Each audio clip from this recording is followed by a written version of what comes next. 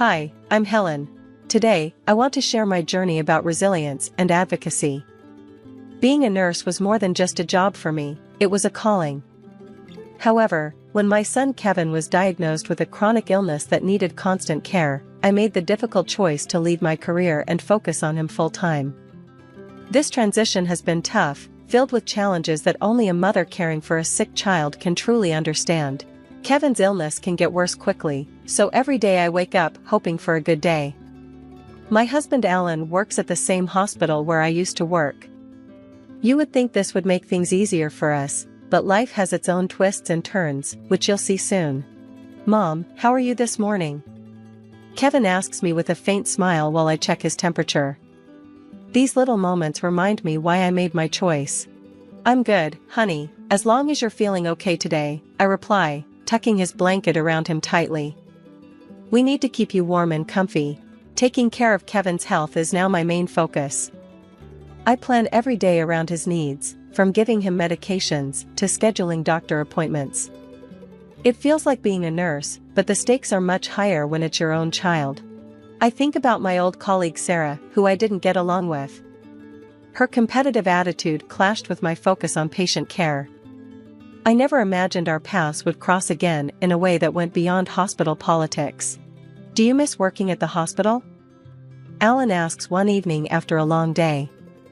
He looks at me with genuine concern, searching for a truth I don't often acknowledge. Sometimes, I do miss it. But I know I need to be here with Kevin. Dealing with people like Sarah made me question that work environment. She just wants to climb the ladder, not really care for patients, I tell Alan. He nods, understanding the challenges I faced. I know, Helen. But remember, not everyone is like Sarah. There are good people there too. As I prepare for another night by Kevin's bedside, I reflect on my time at the hospital. The skills I learned there help me care for Kevin now. However, I would soon realize that my past as a nurse was not behind me, especially when Sarah's true nature would endanger my son. Thank you for listening. Don't forget to subscribe for updates on our journey. Stay tuned for what happens next. It's a story of confrontation, courage, and a mother's fierce protection. Kevin feels really hot and says his head hurts. The school nurse calls me, sounding frantic and urging me to act fast. I grab my keys, my heart racing as I picture my son in pain. When I arrive at the school, I find Kevin pale and shivering. He looks worse than he did this morning. Without hesitation, we head straight to the hospital where Alan works, hoping that familiarity and speed will help us. As we rush into the emergency room, I expect quick action. But the reception area feels strangely calm, much too calm for my anxious mind. We need a doctor immediately. My son is very sick.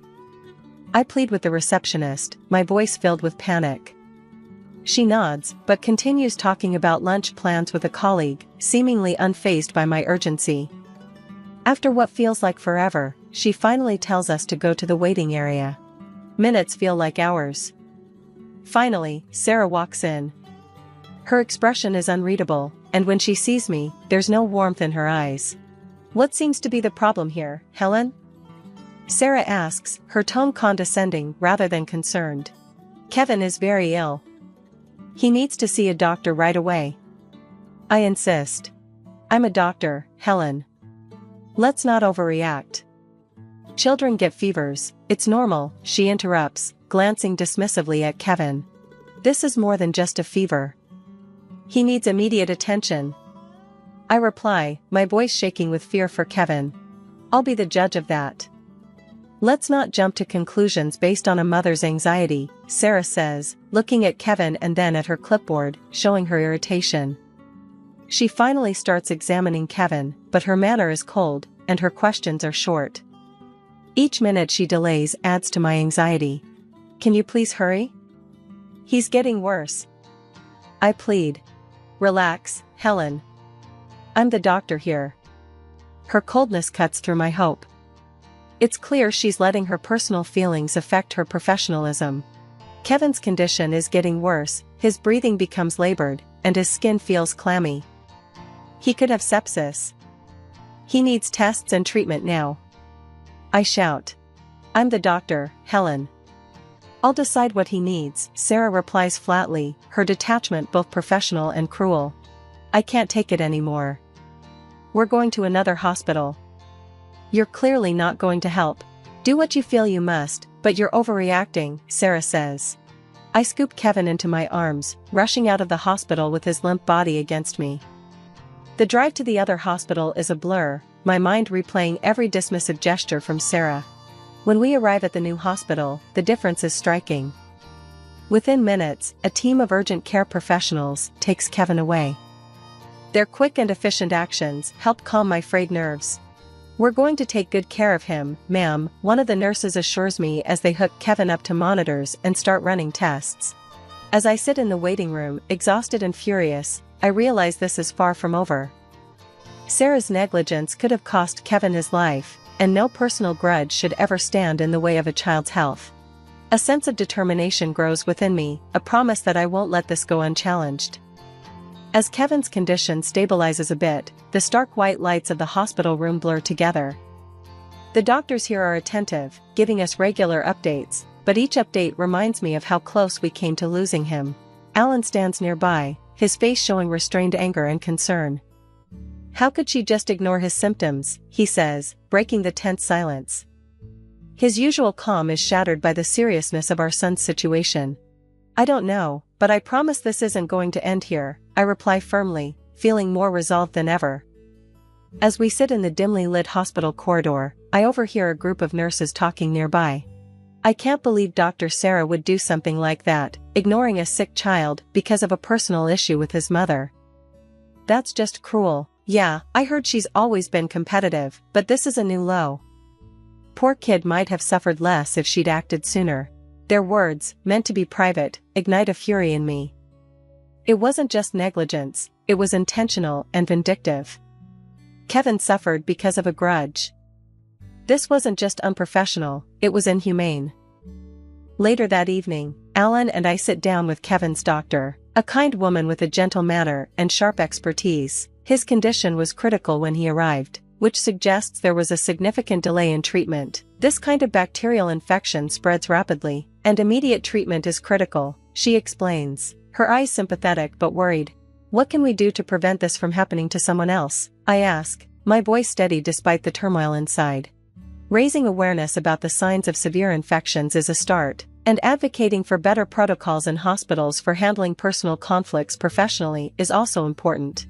Her words spark an idea, a campaign or movement that could save others from the pain and danger Kevin faced. It's not just about Sarah anymore, it's about fixing a system that lets personal biases influence medical care. We need to start something, Alan, a campaign to ensure this doesn't happen to anyone else.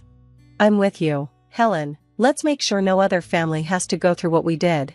As Kevin slowly recovers, our mission becomes clearer. We'll start a campaign and use our story to push for changes. It will be about more than just our grievances. It will be a fight for every patient who needs care, a voice against medical negligence.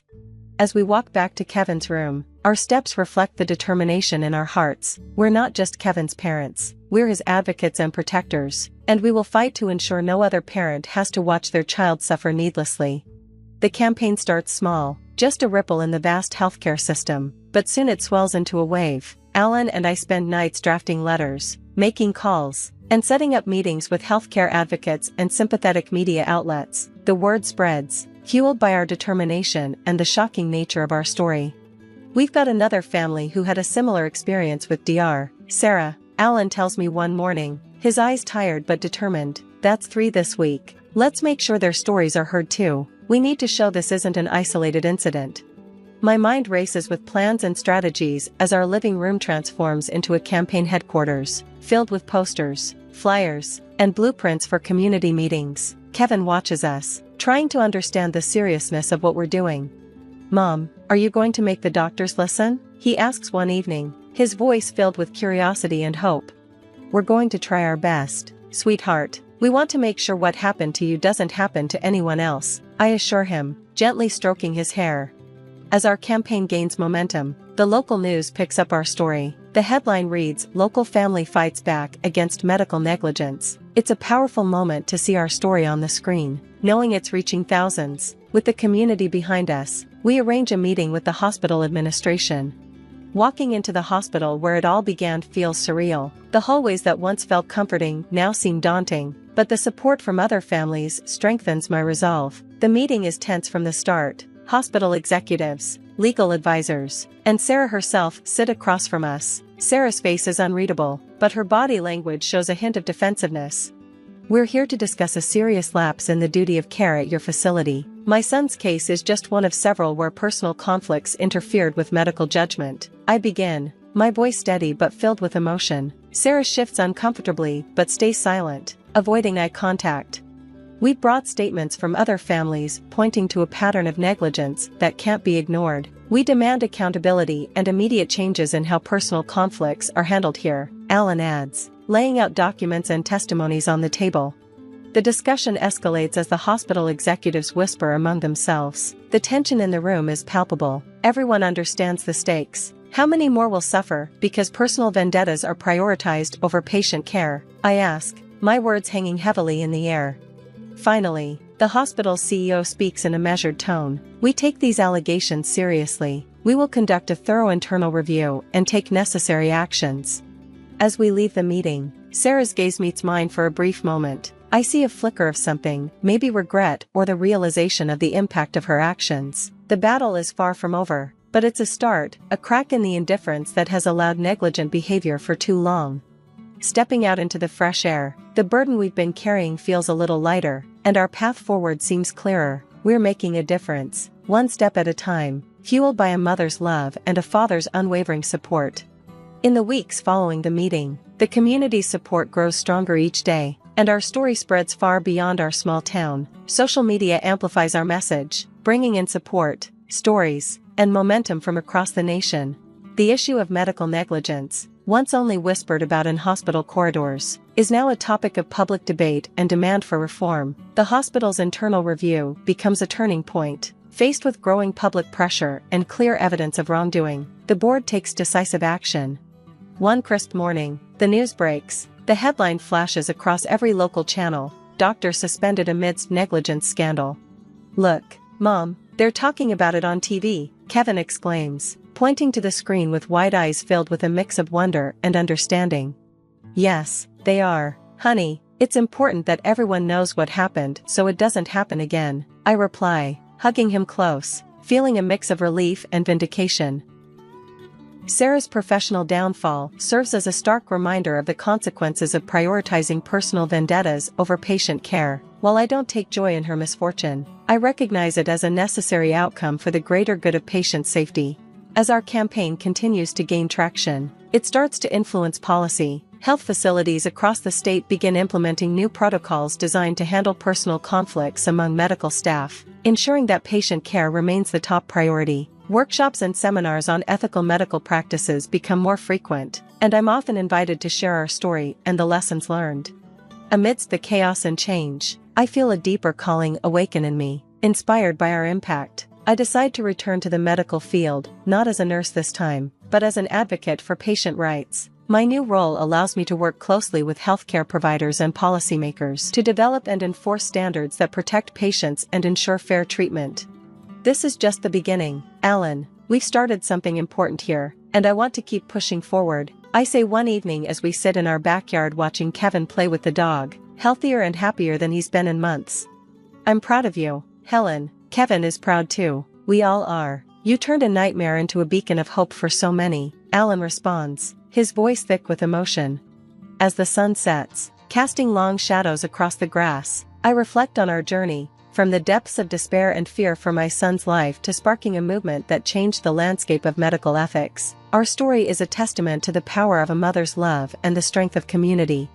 Our campaign slogan, "Care over Conflict," becomes a rallying cry for those who believe in the dignity of every patient. Kevin's painful ordeal leads to a lasting legacy, ensuring that no patient's care is compromised due to personal disagreements among medical staff. As I prepare for a conference on patient rights, I look back not with bitterness, but with fierce hope for the future, a future where medical professionals remember their oath not just in words, but in actions. My return to the medical field is not just a career choice, it's a mission, a promise to my son and to every patient who deserves care, compassion, and respect. Now, I have a question for all of you. Do you believe personal conflicts should have any place in professional settings, especially in critical fields like healthcare? How would you suggest managing such conflicts to prevent any impact on service quality?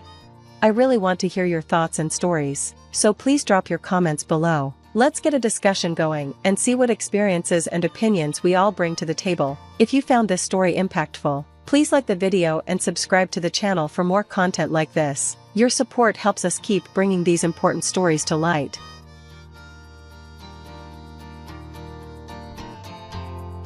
I think Millie's been getting a bit cocky because I haven't been strict enough. She still complains about every little thing and throws fits when things don't go her way. I'm so tired of dealing with her. Yeah, I get that. Lately, because of what Elena said, Carlton and Bridget have been giving us a hard time. Maybe we should just put her in a care facility and be done with it. That sounds good to me. It's rare that we agree on parenting. I'll start looking for a residential care facility for her. Please do. I can't wait to be free from the hassle of taking care of an autistic child. I had just come back parents' home and overheard my parents having this unbelievable conversation. Hearing my parents call Millie and me troublesome kids made me furious. More than anything, I couldn't forgive them for calling Millie a hassle and planning to put her in a facility. Then I'll take care of her. I couldn't hold back any longer and burst into the living room, shouting at my parents. You were eavesdropping? Yes. I heard everything about the facility. I won't let you do that. And how do you plan to take care of her? You're still a college student. I'll figure out the money. I won't leave Millie with people like you. You think you can do it? Maybe it's for the best. She'll learn how hard it is to be with Millie and realize how powerless she is. She won't defy us anymore. So it's like tough love. I like it. Fine, take her. But you said you'd handle it. We're not helping at all. Once you realize how tough it is, you'll thank us. I slammed the living room door in frustration, seething at my parents' smug faces. They expected me to give up. Knowing that, there was no way I could ever send Millie back to them. For Millie, I was ready to face any hardship. But it was my parents who would regret it in 10 years. My name is Elena. I'm 19, and I've just started college. Leaving home for college, I didn't move out on my own. Now, I live with Millie. Millie is 6 years younger and still in middle school. Living together as a college student and a middle schooler, people sometimes mistake us for kids from a complicated family without parents. But that's not the case. Our parents are very much alive. However, with their major issues and Millie's minor ones, I decided to live with Millie. This toothbrush is the wrong color. Oh, sorry. The old one was worn out, so I got a new one. Is this color not okay? No. It has to be blue. Got it, wait here. I'll run to the grocery store. I stopped making breakfast and hurried to the local grocery store to get a blue toothbrush for Millie. You might wonder if this is necessary, but it is. If I don't get the blue toothbrush, Millie might have a meltdown. Millie has autism spectrum disorder and is very particular about certain things. So, her insistence on a blue toothbrush isn't just being fussy. It was my mistake to buy a different color because the store didn't have blue. I'm heading out. All right, have a good day. Millie waved cheerfully and headed off to school. It was a usual sight. Since my classes started from the second period today, I took my time with breakfast after seeing Millie off. Millie has autism, but she goes to school just like other kids. There is a support staff at school, so I feel at ease. At first, I was worried about living alone with Millie, but we've managed without any major issues and live peacefully. Every day was like a battle till I obtained the peaceful breakfast time like this. Millie wasn't the cause. The main issue was my parents. We discovered Millie's autism when she was a baby. You can wait quietly? You're such a good girl. Is she behaving again? Yes, even when I stop holding her, Millie doesn't cry at all. Elena cried a lot and was a handful, remember? Did I really cry that much? Mom and Dad doted on Millie. When parents focus too much on the younger child, the older one might feel neglected. But I was already in elementary school when Millie was born, 6 years apart. So, I quickly understood why they adored her so much. Besides, I was also charmed by Millie's cuteness. But my parents were concerned because Millie was too well behaved. She doesn't cry even with a dirty diaper. She can crawl now, but she doesn't move around much. Even when we hold her, she doesn't react. As a child, I found it strange that my parents were worried despite Millie being so good. After a while, my parents took Millie to the hospital, where they found out she had autism. At that time, Millie was just a baby who couldn't do much, so autism didn't change our daily life. My parents continued to adore Millie without doing anything differently. They told me about Millie's autism, but as an elementary school kid, I didn't understand what it meant.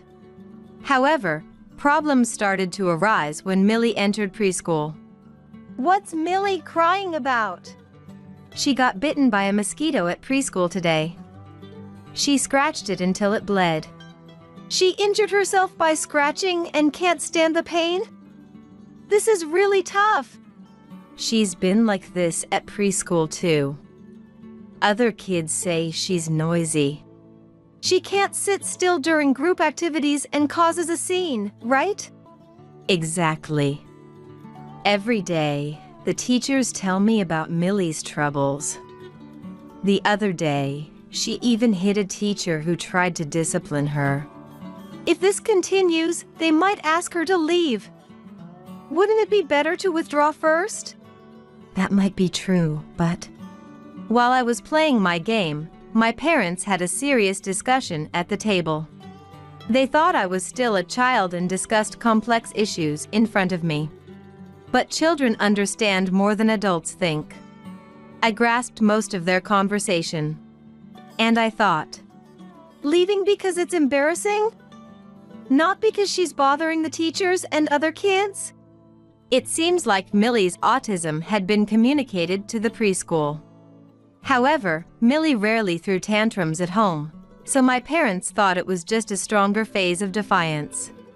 But living in a group setting was too stressful, and Millie was causing more trouble at preschool than they had anticipated. It seems that at this rate, Millie won't be able to continue attending preschool. And that's not the only problem. If Millie can't go to preschool, then does that mean I can't go back to work even though I just resumed working? Should I quit my job instead? You can't handle taking care of Millie. Stop saying things like that just to irritate me, okay? Stop talking to me like that. If I have to quit my job, I should be able to say what I want. Millie is our child, so it's not fair to blame me alone. I felt uncomfortable in the living room, so I stopped playing my game and escaped to my room. I think it was around this time that my parents' approach to Millie began to change. Some time passed, and I became a middle schooler, while Millie became an elementary school student. At school, Millie had a support aide who helped her. About once or twice a week, she would take classes tailored to her needs, separate from her classmates, allowing her to attend school like everyone else. My parents told me that when they were kids, everyone had to conform to the same values at school. But now, individuality is valued, and I believe that everyone is different. It seems that Millie's classmates share this understanding. Therefore, even though Millie has autism, her classmates just see her as Millie, and no major issues have arisen. Some kids might find her difficult to deal with and annoying at times. But that's not because of her autism, it's just that some people don't get along with each other. It's as simple as that, and there's no problem with her school life. In fact, she plays with her friends normally and doesn't suddenly make a scene or run off when she's with me. My impression of Millie now, compared to when she was in preschool, is completely different.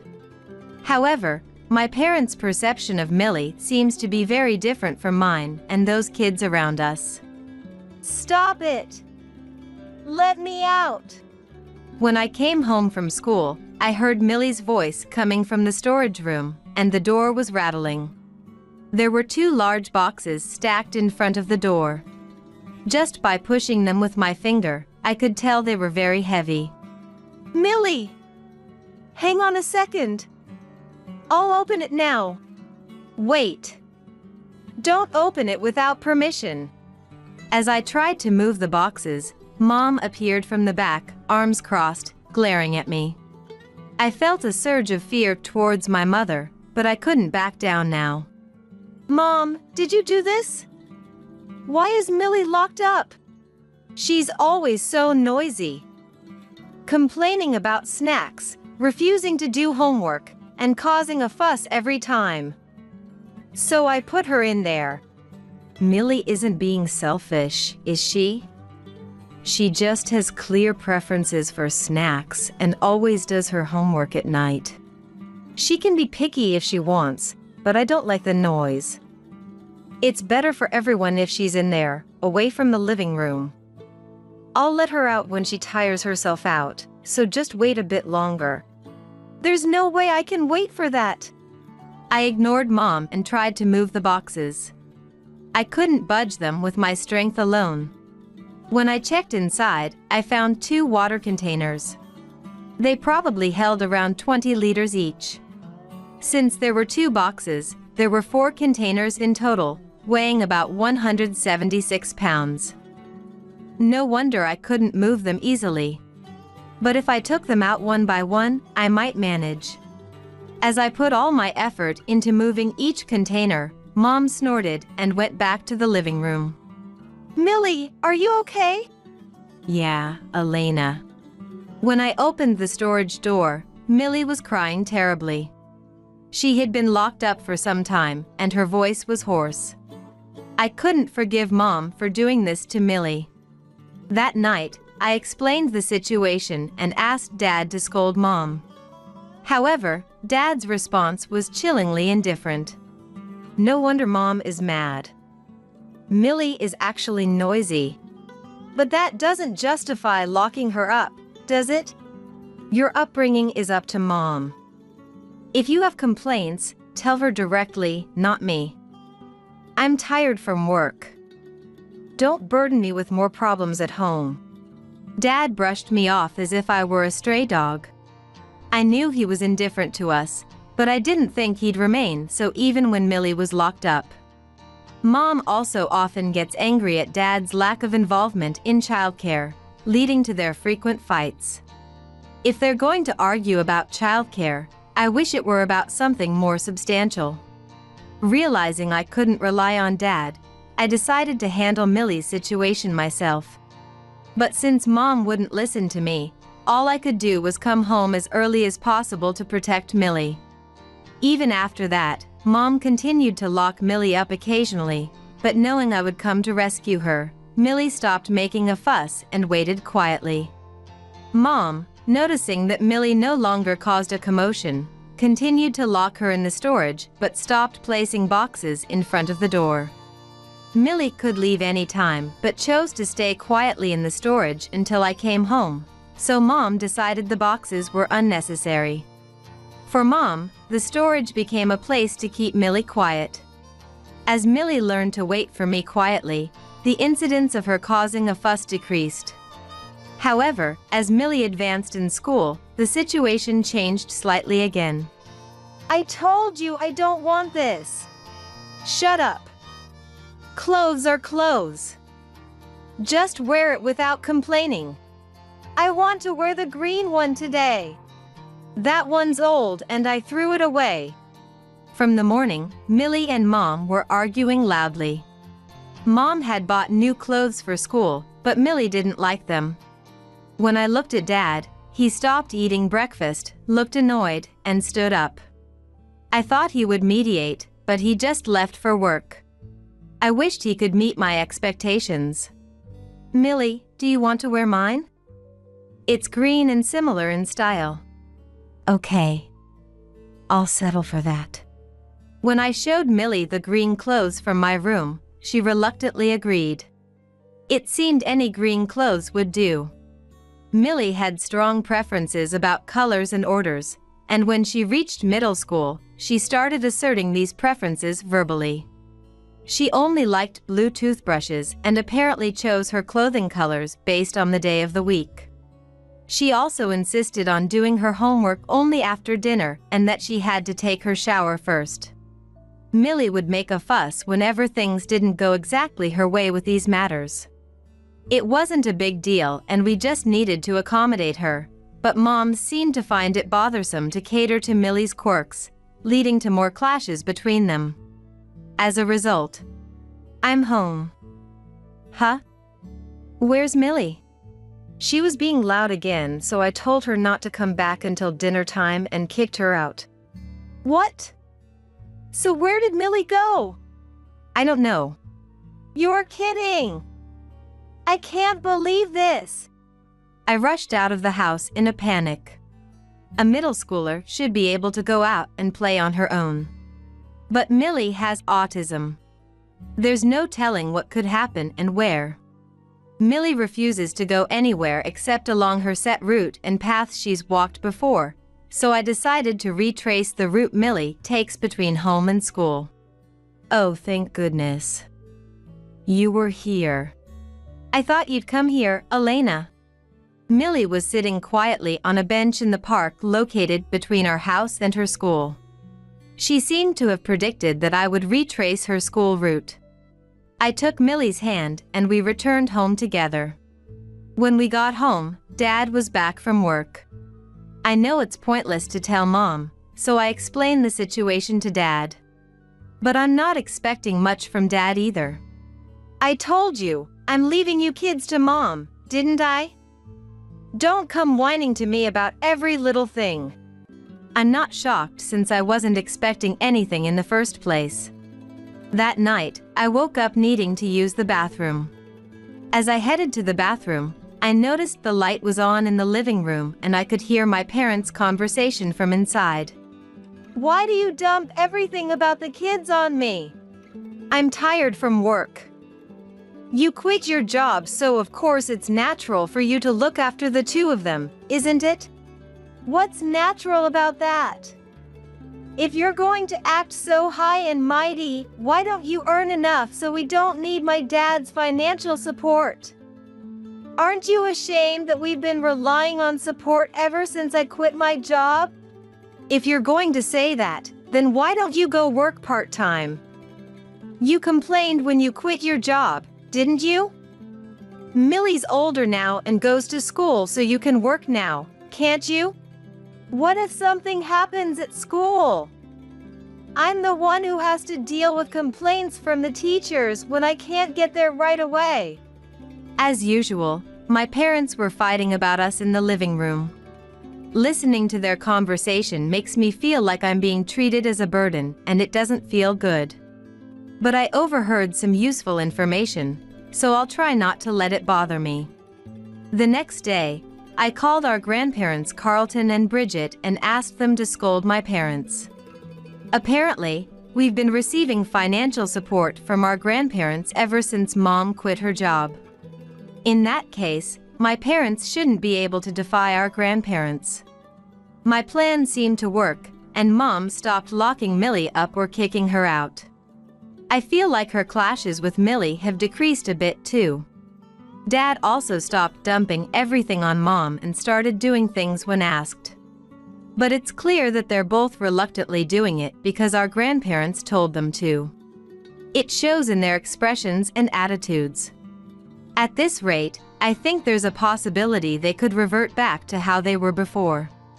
I resolved to take Millie away from this house once I started working. But it seems that was too late. When I became a college student, I started living on my own. The plan was to get used to living independently, then call Millie to join me once I got a job. I was worried about leaving Millie at home, but I thought our parents should be okay for a while after being scolded by our grandparents. However, I tried to go home as often as possible and asked our grandparents to check in on them from time to time. What a pathetic pair of parents, being monitored by both their own parents and their child. One day, I returned to my family home and decided to spend the night before heading back. That night, I woke up again needing to use the bathroom and overheard my parents' conversation in the living room once more. The contents of their discussion were unbelievable. Now that I've stopped scolding Millie, I think that girl is getting a bit carried away. She's still nagging about every little thing, and if I don't accommodate her, she'll start making a fuss. It's still such a hassle. I'm tired of raising this kid. True. Lately, we've been getting an earful from Carlton and Bridget because of what Elena said. Let's just put Millie in a facility and make our lives easier. That's a good idea. It's rare for you to have a same opinion on child-rearing matters. All right, I'll look into residential facilities for the disabled. Please do. I'll finally be free from dealing with an autistic child. Anger welled up inside me upon realizing that my parents considered my sister and me to be burdens. Above all, I couldn't forgive them for calling Millie a hassle and trying to put her in some facility. Then I'll raise her. Unable to contain myself, I found that I had flung open the living room door and declared this to my parents before I knew it. You were listening? Yes, I heard everything, including the part about putting Millie in a facility. I won't let you do that. You say you'll raise her, but how do you plan to do that? You're still a college student, you know? I'll figure out the money somehow. I can't leave Millie with the likes of you. Listen, even if you say that. As Dad and I were talking, Mom tapped Dad's shoulder and joined the conversation. It's fine, isn't it? Once you experience the difficulties of being with that girl and realizes your own powerlessness, you won't be able to defy us anymore, right? You mean it'll be a good lesson for her? That might not be a bad idea. All right, got it. Take Millie with you. But remember, you said you'd take care of her yourself. We won't lift a finger to help. You'll appreciate us once you understand just how challenging it is. Irritated by my detestable parents' expressions, I slammed the living room door shut without another word. Starting the very next day, I immediately began preparations for Millie's move, and within 2 weeks, we started living together. It would be a lie to say I had no anxieties about a college student like myself living together with my autistic sister Millie. Even so, I couldn't leave Millie with those parents. I reaffirmed my determination to continue living with Millie in a way that would never let my parents have their way. However, once I started living with Millie, things went surprisingly smoothly. Millie is very well behaved. She shows particular preferences about things like the clothes she wears and the food she eats, but that's been the case since she lived at home. Come to think of it, I remember seeing her playing with friends when she was in elementary school. By the time she reached the upper grades, there were hardly any calls from the school about troubles. Even when Mom locked her up at home, she quietly waited for me to return, and when she was kicked out, she predicted my actions and waited for me at the park. The only time Millie would make a fuss was when she was at home, mainly with Mom. Finding this strange, I decided to look into autism a bit more thoroughly than I had before. That's when I realized something. This made sense. It's been a year since I started living with Millie. I'm off. Okay, have a good day. Millie waves energetically as she heads to school. It's the usual scene. My lectures start from the second period today, so after seeing Millie off, I leisurely enjoyed my breakfast. Freed from our parents, Millie's personality has become much brighter. Compared to when she lived at home, Millie seems like a different person. One time, Millie and I tried to predict what would become of our parents in the future. What do you think will happen to Dad and Mom, based on your predictions, Elena? Mom complained when she quit her job, but now she's not even working part-time, right? Since the support from grandparents stopped after we left home. I guess they'll have a tough time in their old age without any savings. I think it'll be even more miserable for them. Why? Because I've observed our parents more closely than you, Elena, so I understand them well. It seems Millie believes our parents will face an even more terrible future than I anticipate. I thought Millie's own wishes might be mixed in with her prediction, but she ended up winning this guessing game. 10 years later. I was 29, and Millie was 23. We've moved since then, but I still live together with Millie. One Sunday, while Millie and I were relaxing at home, we suddenly heard a loud knocking at the front door. The person was pounding on the door instead of ringing the doorbell, so Millie and I both felt terrified and trembled together. However, upon hearing the voice coming from the entrance, our fear vanished in an instant. Elena! Millie! You live here, don't you? My mom told me. Open up, please. Millie and I let out a sigh filled with both relief and exasperation, then headed to the front door together. Making such a commotion would disturb the neighbors, so we decided to at least let Mom into the entryway for now. This was probably just as Mom intended. She likely thought that simply ringing the doorbell would get her turned away. Ah, Elena, Millie, it's been a while. Look how splendid you've become. When we opened the door, Mom tried to barge right into the house, so Millie and I blocked her with our arms outstretched. Hey, what do you think you're doing, trying to enter without permission? Huh? It's fine, isn't it? If you want to talk, we'll hear you out here for now. Is that so? Mom took a step back and took a deep breath with her hand on her chest.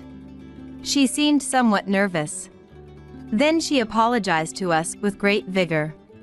I'm truly sorry. I was out of my mind 10 years ago. I think I was especially horrible to Millie. Millie and I exchanged glances. It's not that we were confused by Mom's sudden visit to apologize. We knew that Mom's apology was an insincere lie and that apologizing wasn't her real reason for coming. Let me say this first. We won't live together with you. Huh? How did you know what I was going to say? We can pretty much guess. We've heard from Grandpa and Grandma about what you've been up to. Realizing that we had seen through her true intentions, Mom made a rather awkward expression. Our parents divorced 3 years after Millie and I started living together. We had witnessed them being on bad terms many times. With us gone, leaving just the two of them, their unlikable qualities probably became even more pronounced. That's why we predicted that the day our parents would divorce wasn't far off. Since we had anticipated it, we weren't surprised when we heard about their divorce, and frankly, we couldn't care less when it came to our parents. You've been living alone since the divorce, right? Once people get a taste of an easy life without working, it's hard to break out of it. But Grandma said that Mom has always had a personality that goes with the flow and takes the easy path ever since you were a child. So maybe that's why you found it bothersome to accommodate Millie and clashed with her so often. Mom didn't work even after the divorce. She apparently thought a life without working was comfortable. The fact that she could live for 7 years without working after the divorce was thanks in part to the division of assets at the time of divorce, but that's not the whole story. Still, I can't believe Dad had an affair. And apparently the woman was 10 years younger than him. Dad was unexpectedly shrewd. The cause of our parents' divorce was Dad's infidelity. As a result, Mom got consolation money for the affair, pushed unfavorable conditions onto Dad, received a larger portion of the couple's savings, and lived off that money for the past 7 years. However, if you don't work, the money will only keep decreasing. You've come to us because you've run out of money, right?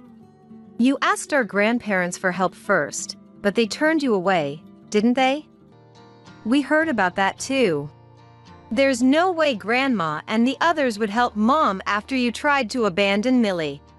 Mom must be around 58 years old now, right? You quit your job before turning 30? Even if you say you want to work now, you'll face many challenges at your age. And with your lack of motivation, you probably don't even feel like working anyway. Well, even if you start saving money now, a difficult retirement is pretty much guaranteed. Mom fell silent from the beginning of this conversation, staring at us with a puzzled look in her eyes. It's not because we're voicing Mom's own thoughts. Are you really, Millie? Yeah, why? What about your autism? I have autism, so what? What do you mean? How are you so put together? Don't you depend on Elena to get by? That's rude.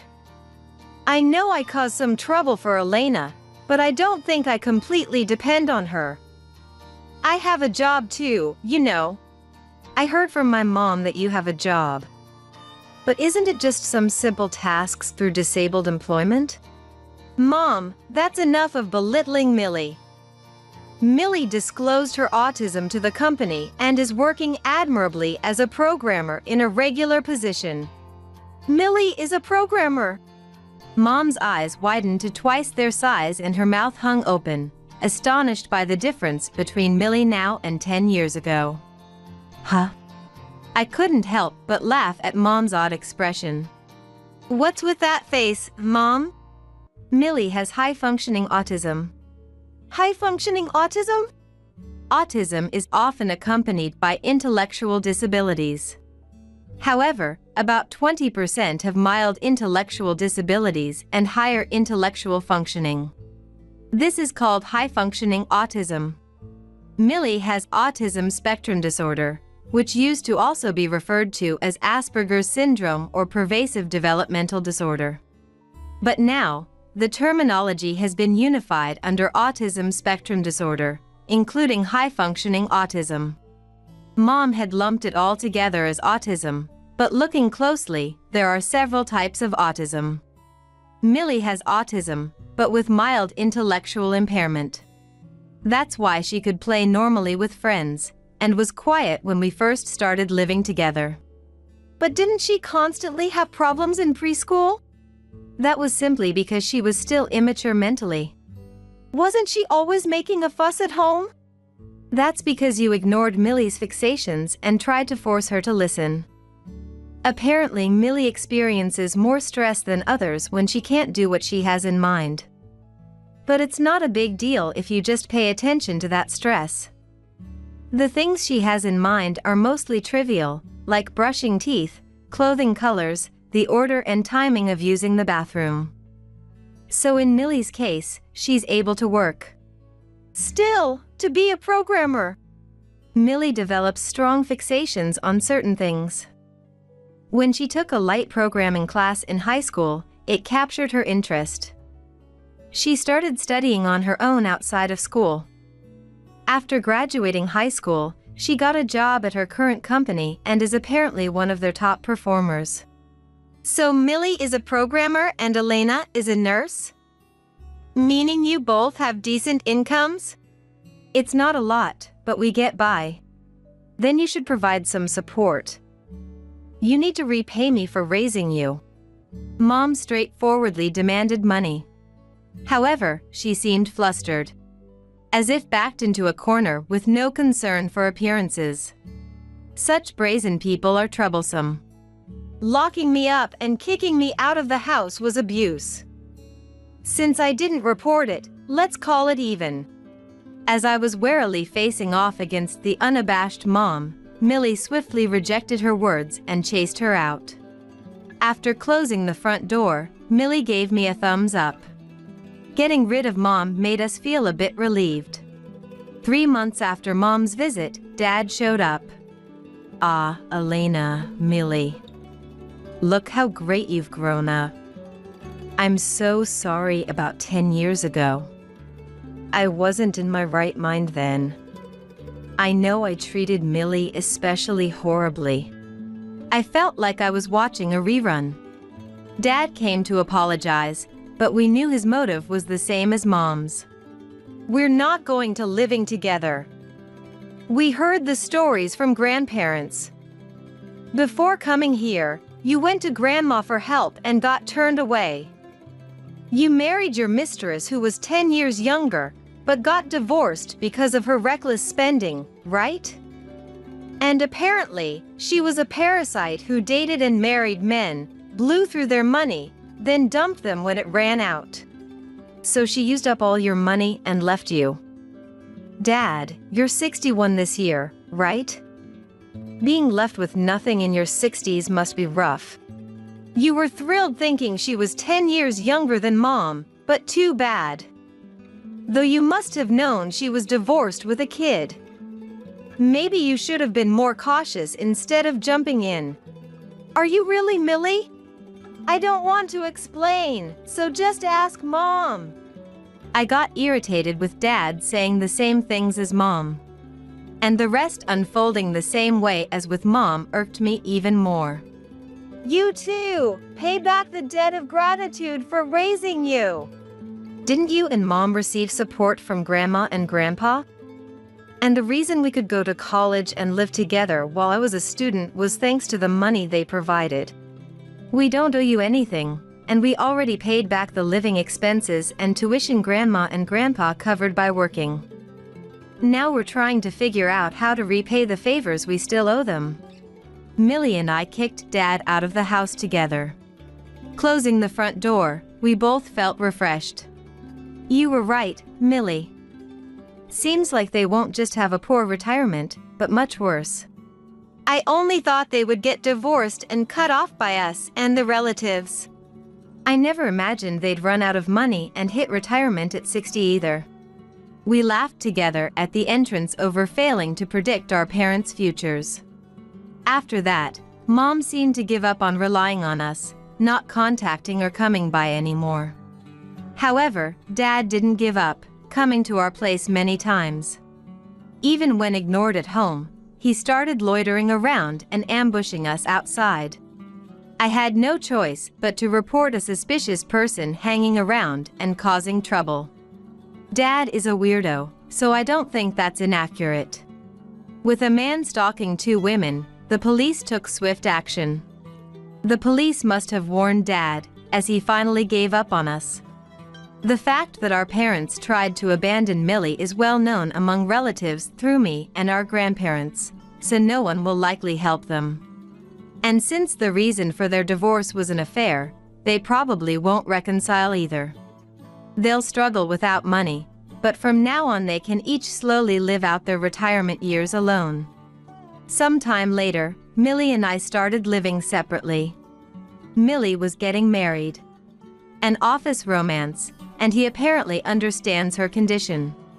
I'm a bit frustrated Millie beat me to it, but I'll congratulate her to maintain my dignity as the older sister. Just past 6 p.m., I heard the door opening from the entranceway. Our eldest son, Sam, was under the impression that we, his parents, were out attending a concert, unaware that it was a trap. Lately, we've noticed the disappearance of brand-name bags, accessories, and even the cherished watch that belonged to my late father. It seems like no one's home, just like you said over the phone. Sam, reassured, took out his smartphone and started making a call to someone. We were hidden, watching him closely. "Kate? It's me. Just got to my parents' house." It seems the person on the other end was our daughter-in-law, Kate. "Really? No one's there?" Kate's voice filled the silent house. Sam has always had this odd habit of putting the phone on speaker mode when making calls. Oblivious that their own son is doing this to them, they're leisurely enjoying a concert. It's fine. Thanks to that, we get to have our little feast.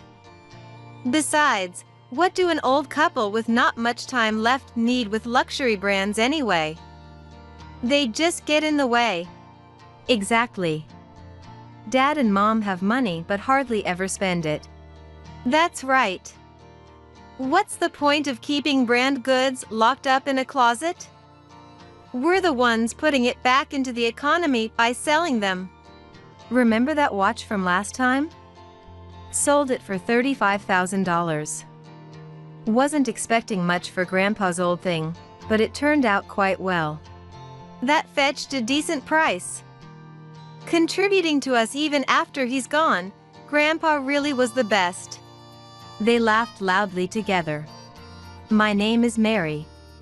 I'm a 62-year-old housewife who works a part-time job 3 to 4 times a week. I live with my husband, Mike, who's 3 years my senior. Mike has worked in trading companies for many years.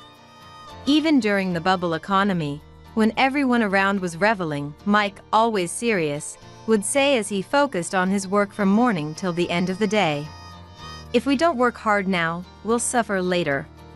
He always said this as if it were a habit, and worked hard from morning until his scheduled time. Standing by such a husband, I've decided not to rely solely on his pension and work as long as I can, thus I work at a nearby supermarket.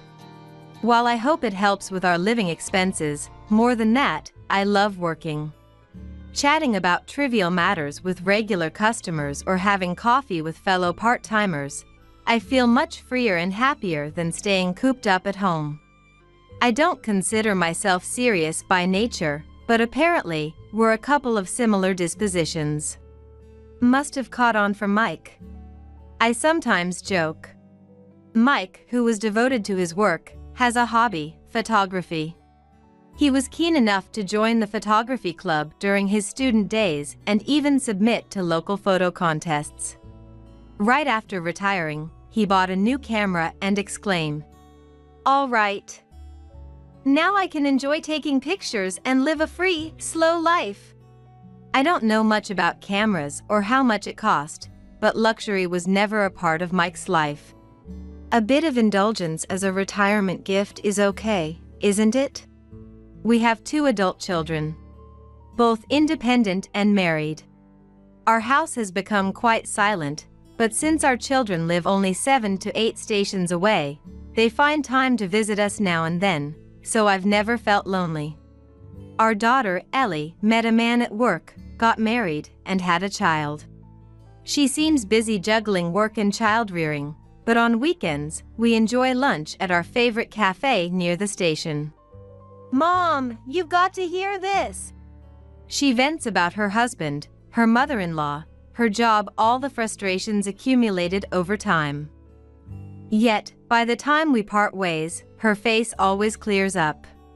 "See you next week then." Ellie's words carried no malice towards anyone, which reassured me that despite the complaints, she seemed to be living happily. On the other hand, our eldest son, Sam, is married too, but he rarely talks about his married life, so I don't know much about it. Sometimes, Sam brings his daughter-in-law, Kate, to visit, and it seems like he is whipped by Kate. Sam has always been introverted, not one to express his opinions clearly. "Sam needs a strong-willed woman like Kate," Mike blurted out about Ellie once. That's why I've decided not to meddle too much in Sam and his wife's affairs. Then, one day, we received news that Mike's former boss had passed away. Mike, looking downcast, said, "He was a great man." Taught me everything from scratch when I was just starting out and knew nothing. He reminisced about the distant past.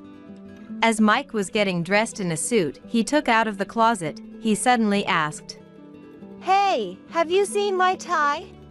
He had finished changing into his shirt and pants and was just about to tie his necktie when he came downstairs. Aren't the ties always in the drawer?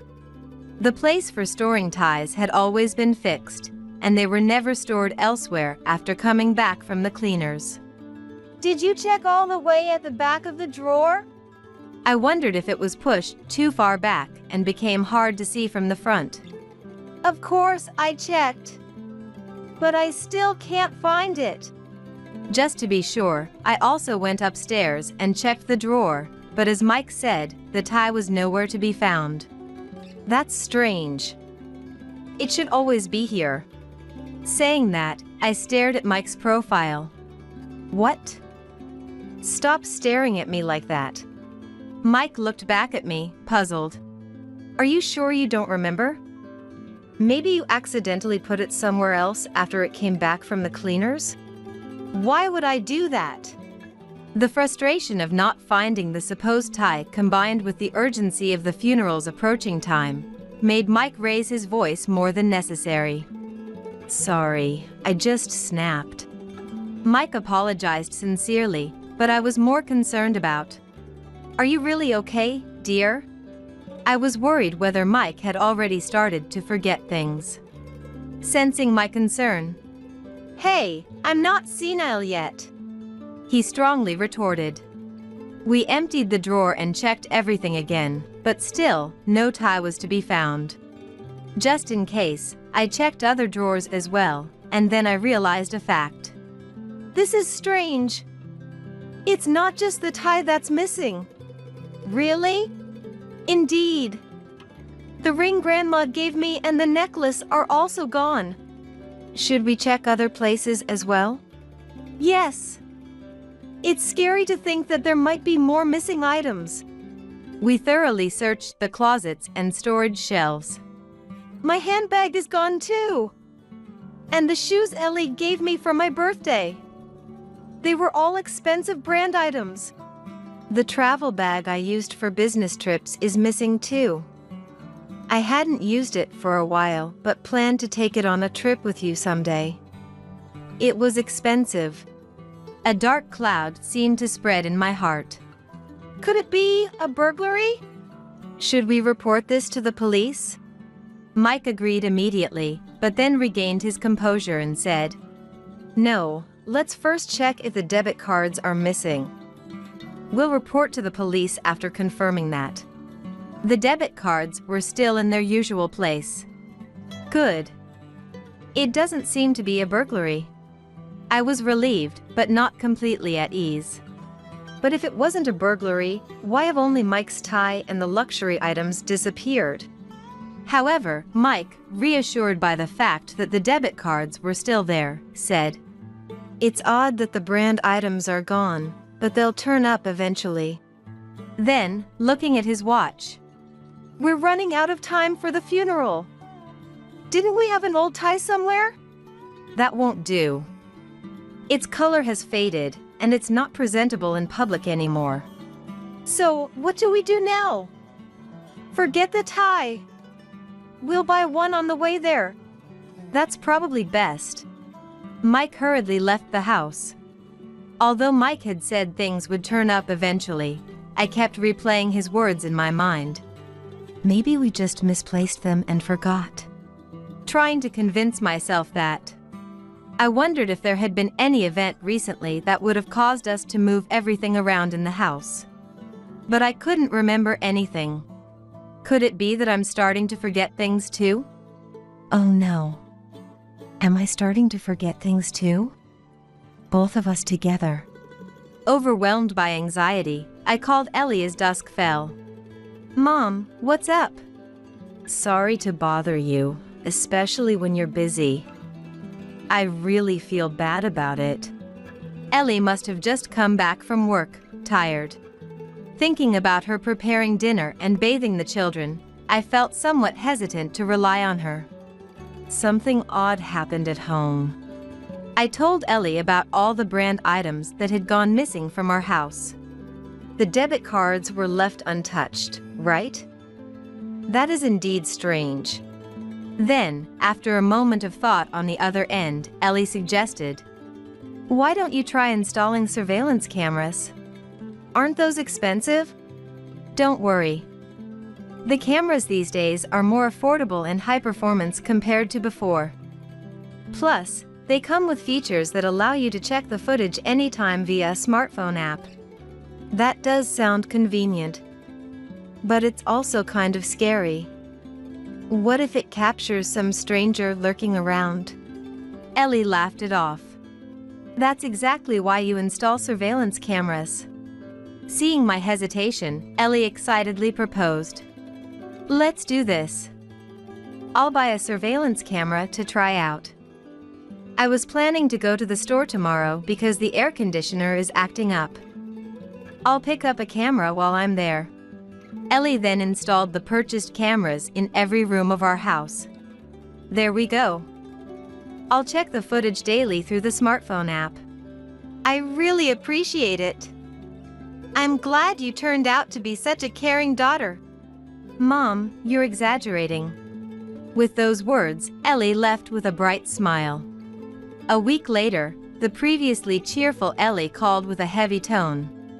"I have something important to discuss, so I'm coming over tonight."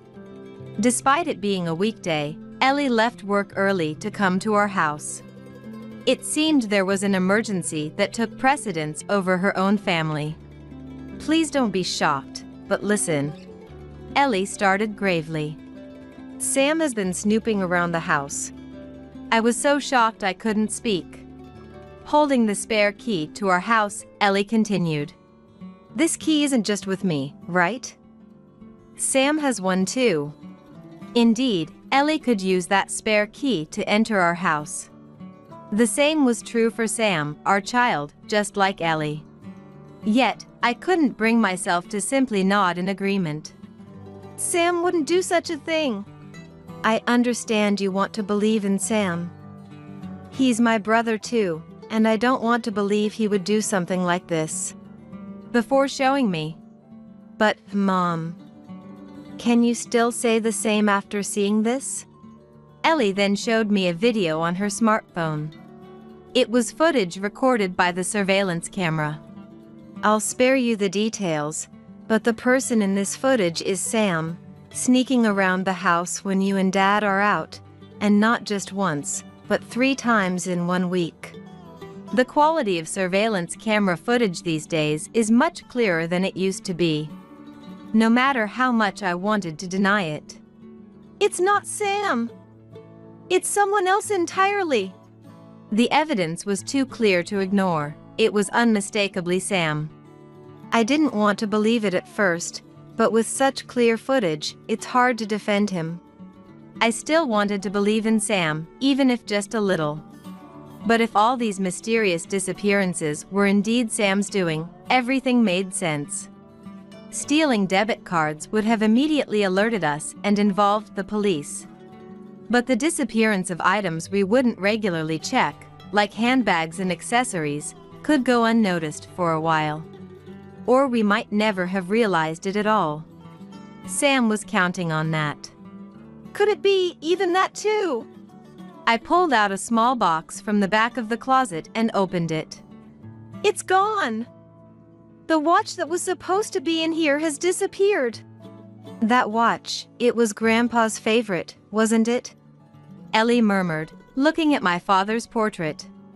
My father, Ben, to whom Ellie refers as her grandfather, was known as a serious and strict figure at work, feared by many, but he was gentle with his family. Without any particular hobbies, Ben's pride was the watch he always wore. I felt a surge of anger towards Sam for taking Ben's beloved watch without permission. Unforgivable. To steal Ben's precious watch. Even if he is our son, I won't let this go easily.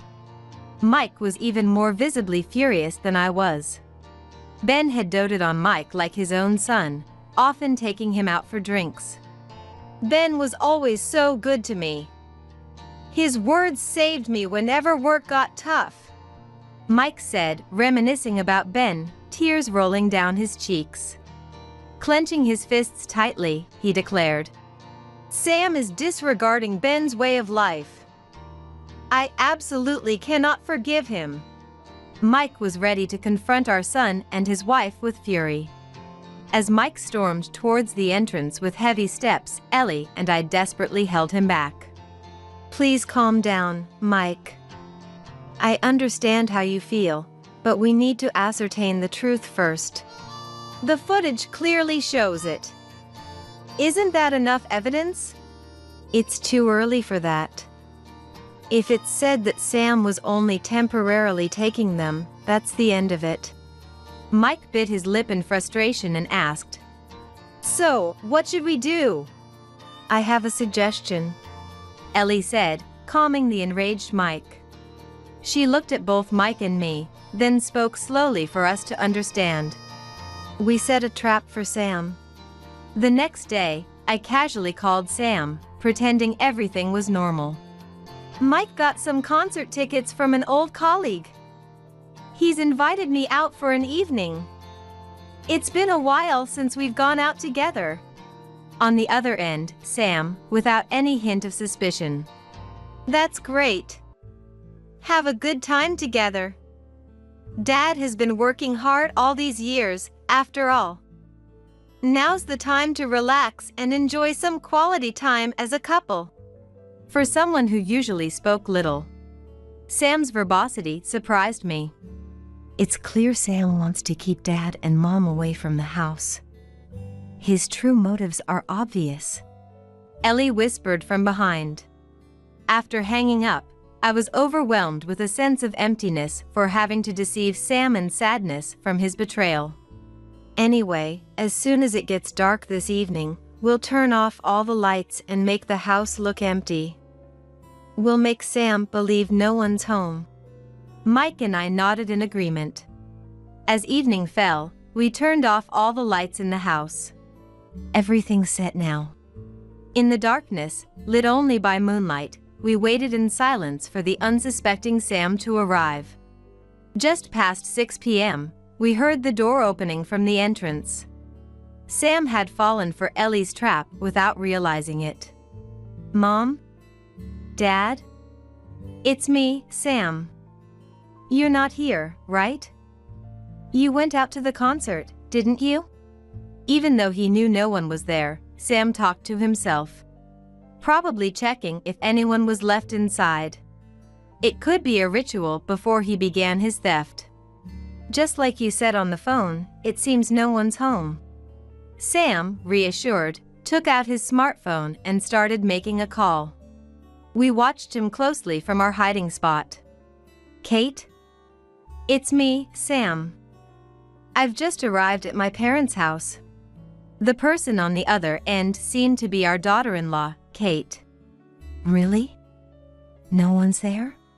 Kate's voice echoed through the silent house. Sam has always had this peculiar habit of using speaker mode during calls. "It's all clear.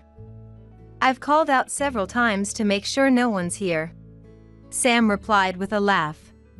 Unaware their own son is doing this to them, they're leisurely at a concert. "That's fine. Thanks to that, we get our chance. Besides, what do an old couple nearing the end of their lives need with luxury brands anyway?" "Exactly. Dad and Mom have money but never spend it. Right? Keeping luxury brands in the closet without using them makes no sense. It's when we sell them and turn them into cash that we can actually contribute to the economy of this country." Speaking of which, that watch sold for $35,000. Didn't expect much from Grandpa's old-fashioned watch, but it turned out to be quite a thing. Well, isn't that something? Contributing to us even after his death, Grandpa really was the best, they said, laughing loudly together. Well, shall we get started? After ending the call, Sam, as if gearing up for a big task, started rummaging through closets and drawers. I've checked here before. These look old and probably won't fetch much. This could bring in a decent sum if sold. Sam muttered to himself while searching for valuable items. It seemed he had already stolen the apparently valuable items. Looks like we're running out of stock, Sam said to himself, tossing a wooden sculpture, whose value was uncertain, into a sports bag he had prepared. Just then, all the lights in the house turned on simultaneously. What? What's happening? Sam exclaimed, sounding almost like a scream. Sam! Ellie burst out of the room she was hiding in, and upon seeing her, Sam panicked and tried to flee. However, he was easily caught by Mike, who had been hiding in another room. Let go! I was wrong. I'll confess everything. Ouch! To think our own son was stealing from us. There's nothing more heartbreaking. Sorry, Mom. Sam, drained of any energy to make excuses or resist, sincerely apologized. Tell us everything honestly. Why did you do such a foolish thing? You were never someone to steal from others. Mike looked down at Sam with pity, pressing him for answers. Life was tough. Sam began in a low voice. It all started when Kate's spending became increasingly reckless. Think about our living situation a bit. Sam, working in sales at a small company, was feeling the strain as expenses exceeded income. Don't take away my joy in life. I don't want to end as a woman controlled by a poor man like you.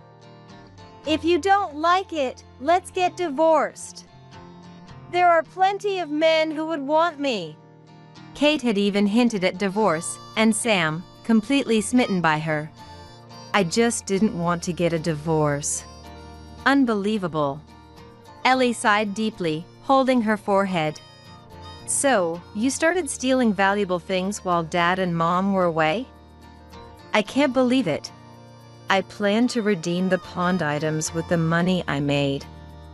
But Kate's spending only increased, and the money never grew. In desperation, I turned to gambling in casinos, hoping for a quick fortune, only to sink deeper. You both are fools. I was too stunned to even feel angry anymore. We then instructed Sam to call his wife Kate over.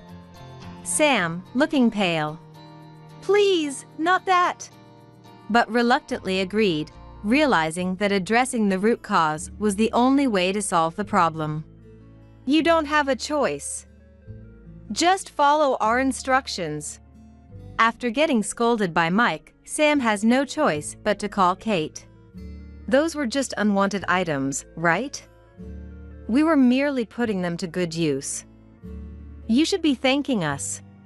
Kate, far from showing any remorse upon discovering everything was out, aggressively justified their actions. Is this even a crime? It's not, right? It's a family matter. The police won't interfere with such. Don't you even know that? Kate, confidently misusing legal terms, smiled smugly at Ellie. I laughed mockingly, replying with a smile. Indeed, it might be difficult to punish you criminally. But civilly, that's a different story. Kate faltered for a moment but quickly recovered. That's just shallow knowledge from amateurs. When we hire a skilled lawyer, it'll be you, Mary, who'll be embarrassed in court. While impressed by the articulate daughter-in-law, I shared. The original owner of the watch you pawned, Ben, was a famous lawyer representing America. Looking at Ben's portrait, I said, and Sam, with a look of surprise, responded. I've never heard such a story before. You were too young to remember, but journalists and TV crews used to come to our house every day. Come to think of it, I do have a vague memory of something like that. So what? What does Ben being a renowned lawyer have to do with you? After all, you're just a layperson when it comes to the law. Kate expressed her anger openly. Kate, listen to the end of what people have to say. I silenced Kate and then continued. The truth is, I admired Dad and once aspired to be a lawyer myself. I rented an apartment to study for the bar exam, but the path to becoming a lawyer was narrower than I thought. After failing several times, I met Mike and ended up getting married. It's true, if you call me an amateur, but I do have more legal knowledge than most people. And I'm quite confident I could win a civil case against you too. But Kate was left speechless, without a comeback. The next day, I promptly sought advice from one of my father's old lawyer friends about our situation. Are you sure this is what you want? The lawyer carefully confirmed my intentions, to which I replied, Even if he's my own son, I've decided not to hold back. My anger towards Sam and Kate's excessive actions had reached its peak. Together with the lawyer, I proceeded with the civil lawsuit proceedings without hesitation. Sam and Kate were forced out of the apartment they were living in. Mom, are you really going to go that far? Sam complained over the phone. That apartment was rented under Mike's name, wasn't it? Then you have no right to complain. I coldly rebuffed Sam. Losing their place to go, Sam and Kate apparently headed to Ellie and her husband's apartment, but they were so persistent that my husband lost his temper and called the police. Ellie amusingly reported this during our weekend lunch. Later, Sam and Kate found a small apartment to live in, but Kate ended up cheating and ran away. Men should be rich and handsome, after all. She left Sam with those parting words. The rumor of his wife leaving spread quickly at work, and unable to bear the stares, Sam was driven to resign. At that point, maybe we went a bit too far in teaching them a lesson. We felt.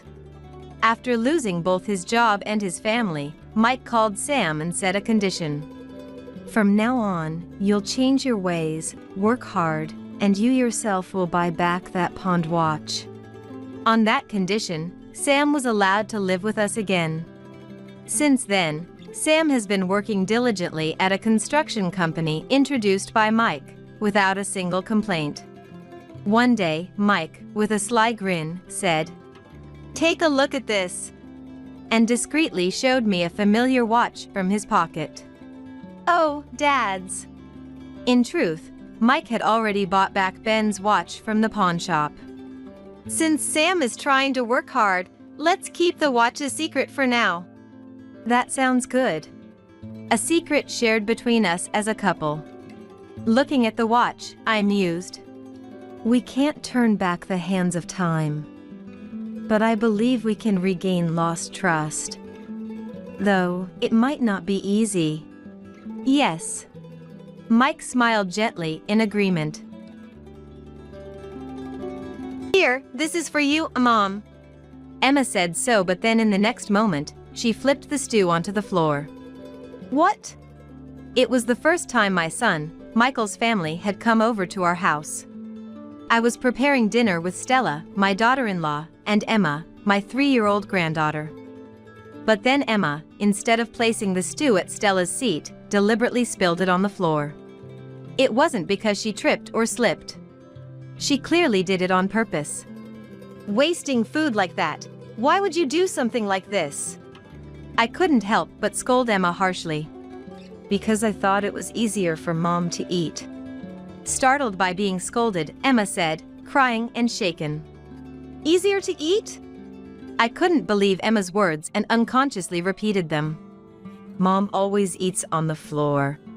"What do you mean?" Sobbing, Emma tried to explain. Hearing Emma's surreal words, I looked at Stella to question her. Seeing Stella with a pale face and her shoulders shrunken, I felt she was hiding something. "Good morning." Today, as always, while looking at the portrait of my deceased husband, I greeted. I have been living alone since my husband Ian passed away a few years ago. The expression on Ian's face in the portrait is grumpy, with a deep furrow between his brows. Thinking back, I hardly ever saw him smile during his lifetime. Our marriage was arranged, and from the beginning, we were careful with each other. We barely spoke, each of us strictly keeping to our roles. A happy marriage seemed far from achievable, and we never went out together even on holidays. At that time, I didn't have friends to call my own, and of course, it was a time when there were no mobile phones, so I came to think that's just what marriage was. Ian would lock himself in his room or go out alone on weekends, coming back late at night.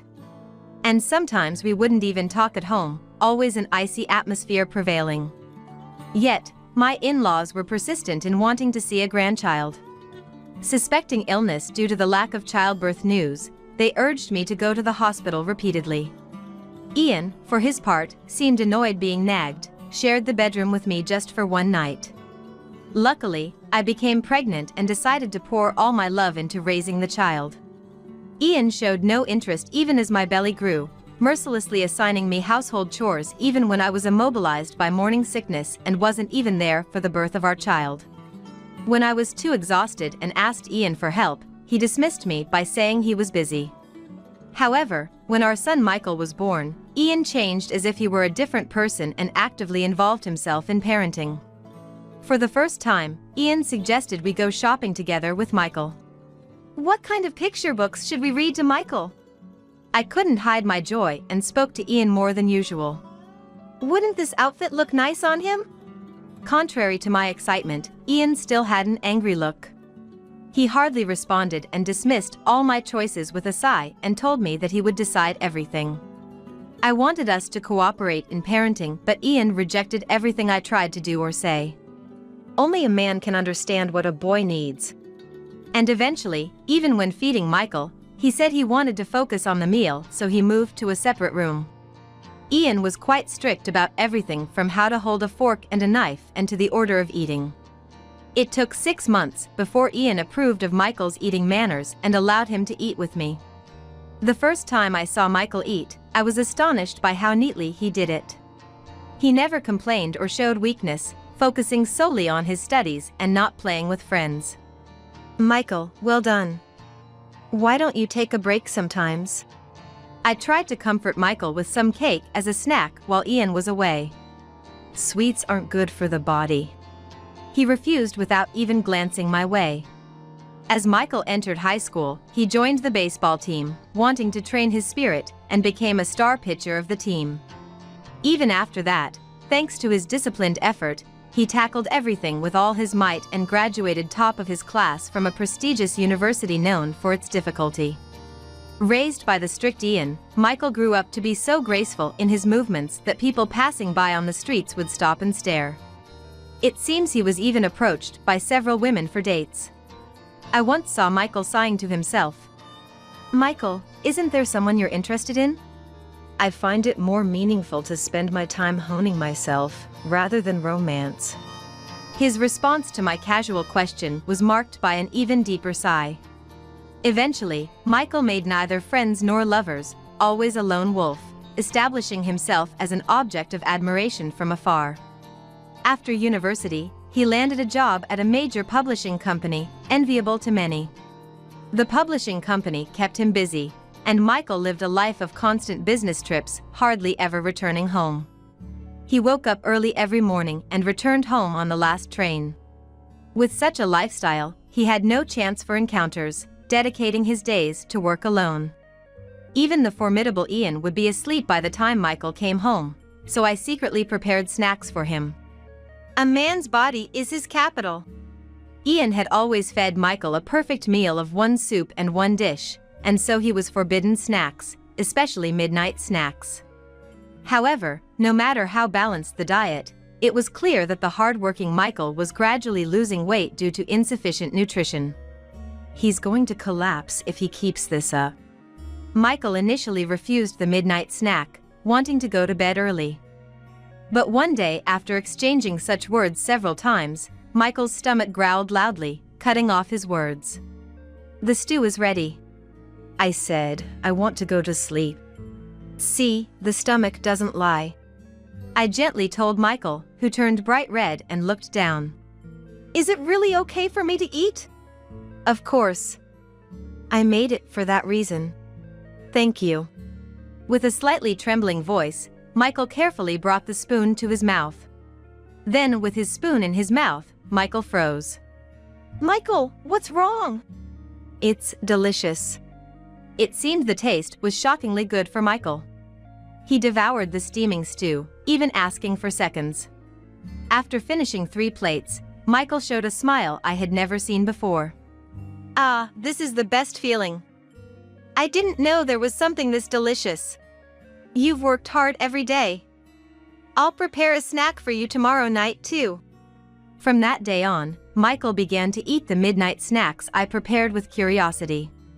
Thanks to that, Michael's weight returned to normal, unbeknownst to Ian. The time for midnight snacks, the only time Michael and I spent together, became the time I also looked forward to as well. Mom, what's for tonight's snack? Tonight, it's ramen. Ramen. I've been wanting to try that. For Michael, who had never eaten out, the midnight snacks I made were all first-time experiences. Every time, Michael would light up like a child and eagerly eat up the meal. And so, seeing Michael off to work in the morning as usual became part of my daily routine. Michael, having regained his health, made significant progress at work, becoming regarded as the star in the company. This led to a series of invitations from women, it seems. Seeing this, Ian, perhaps unable to stand it, recommended an arranged marriage, and quickly, the discussions concluded, and Michael ended up getting married without any prior dating experience. Michael married Stella, a woman who worked as a secretary to the president of a famous company. Though she was of a quiet demeanor, she appeared to be a polite, serious person. I am inexperienced, so I ask for your kindness. At our first meeting during the introduction, Stella greeted us politely, a rarity these days. I will do my best to be a good wife and support Michael. Stella smiled softly, narrowing her beautiful eyes, and I thought she looked as beautiful as a blossoming flower. We're going to be family, so don't hesitate to rely on us for anything. Happy as if I had gained a daughter, I exchanged contact information with Stella and told her so. Stella, coming from a family that lived a bit far away, nodded happily to my words. Thank you very much. It's very reassuring. Then, the newlyweds moved to the neighboring town. Anticipating they might have a lot of unfamiliar things to deal with in their new life, I decided to frequently send messages via mobile phone. However, when I asked if they needed any help, Stella, who was already domestic and skilled in household chores, seemed to have quickly won over Michael's heart. It appeared Michael often had to go on business trips due to work, but they seemed to get along well, going shopping together on holidays. Not only that, but Stella also took care of me by giving me candies when I had a sore throat or recommending a good plaster when I mentioned I had hurt my back, always considerate towards me. She would quickly reply to my messages, so I thought there was no need to worry. When I told Ian about Michael and Stella, he nodded as if to say, of course, making me completely at ease. I'm happy to see them so happy. Michael and Stella were blessed with a daughter named Emma in their 4th year of marriage, bringing me great joy. And I think even Ian softened a bit.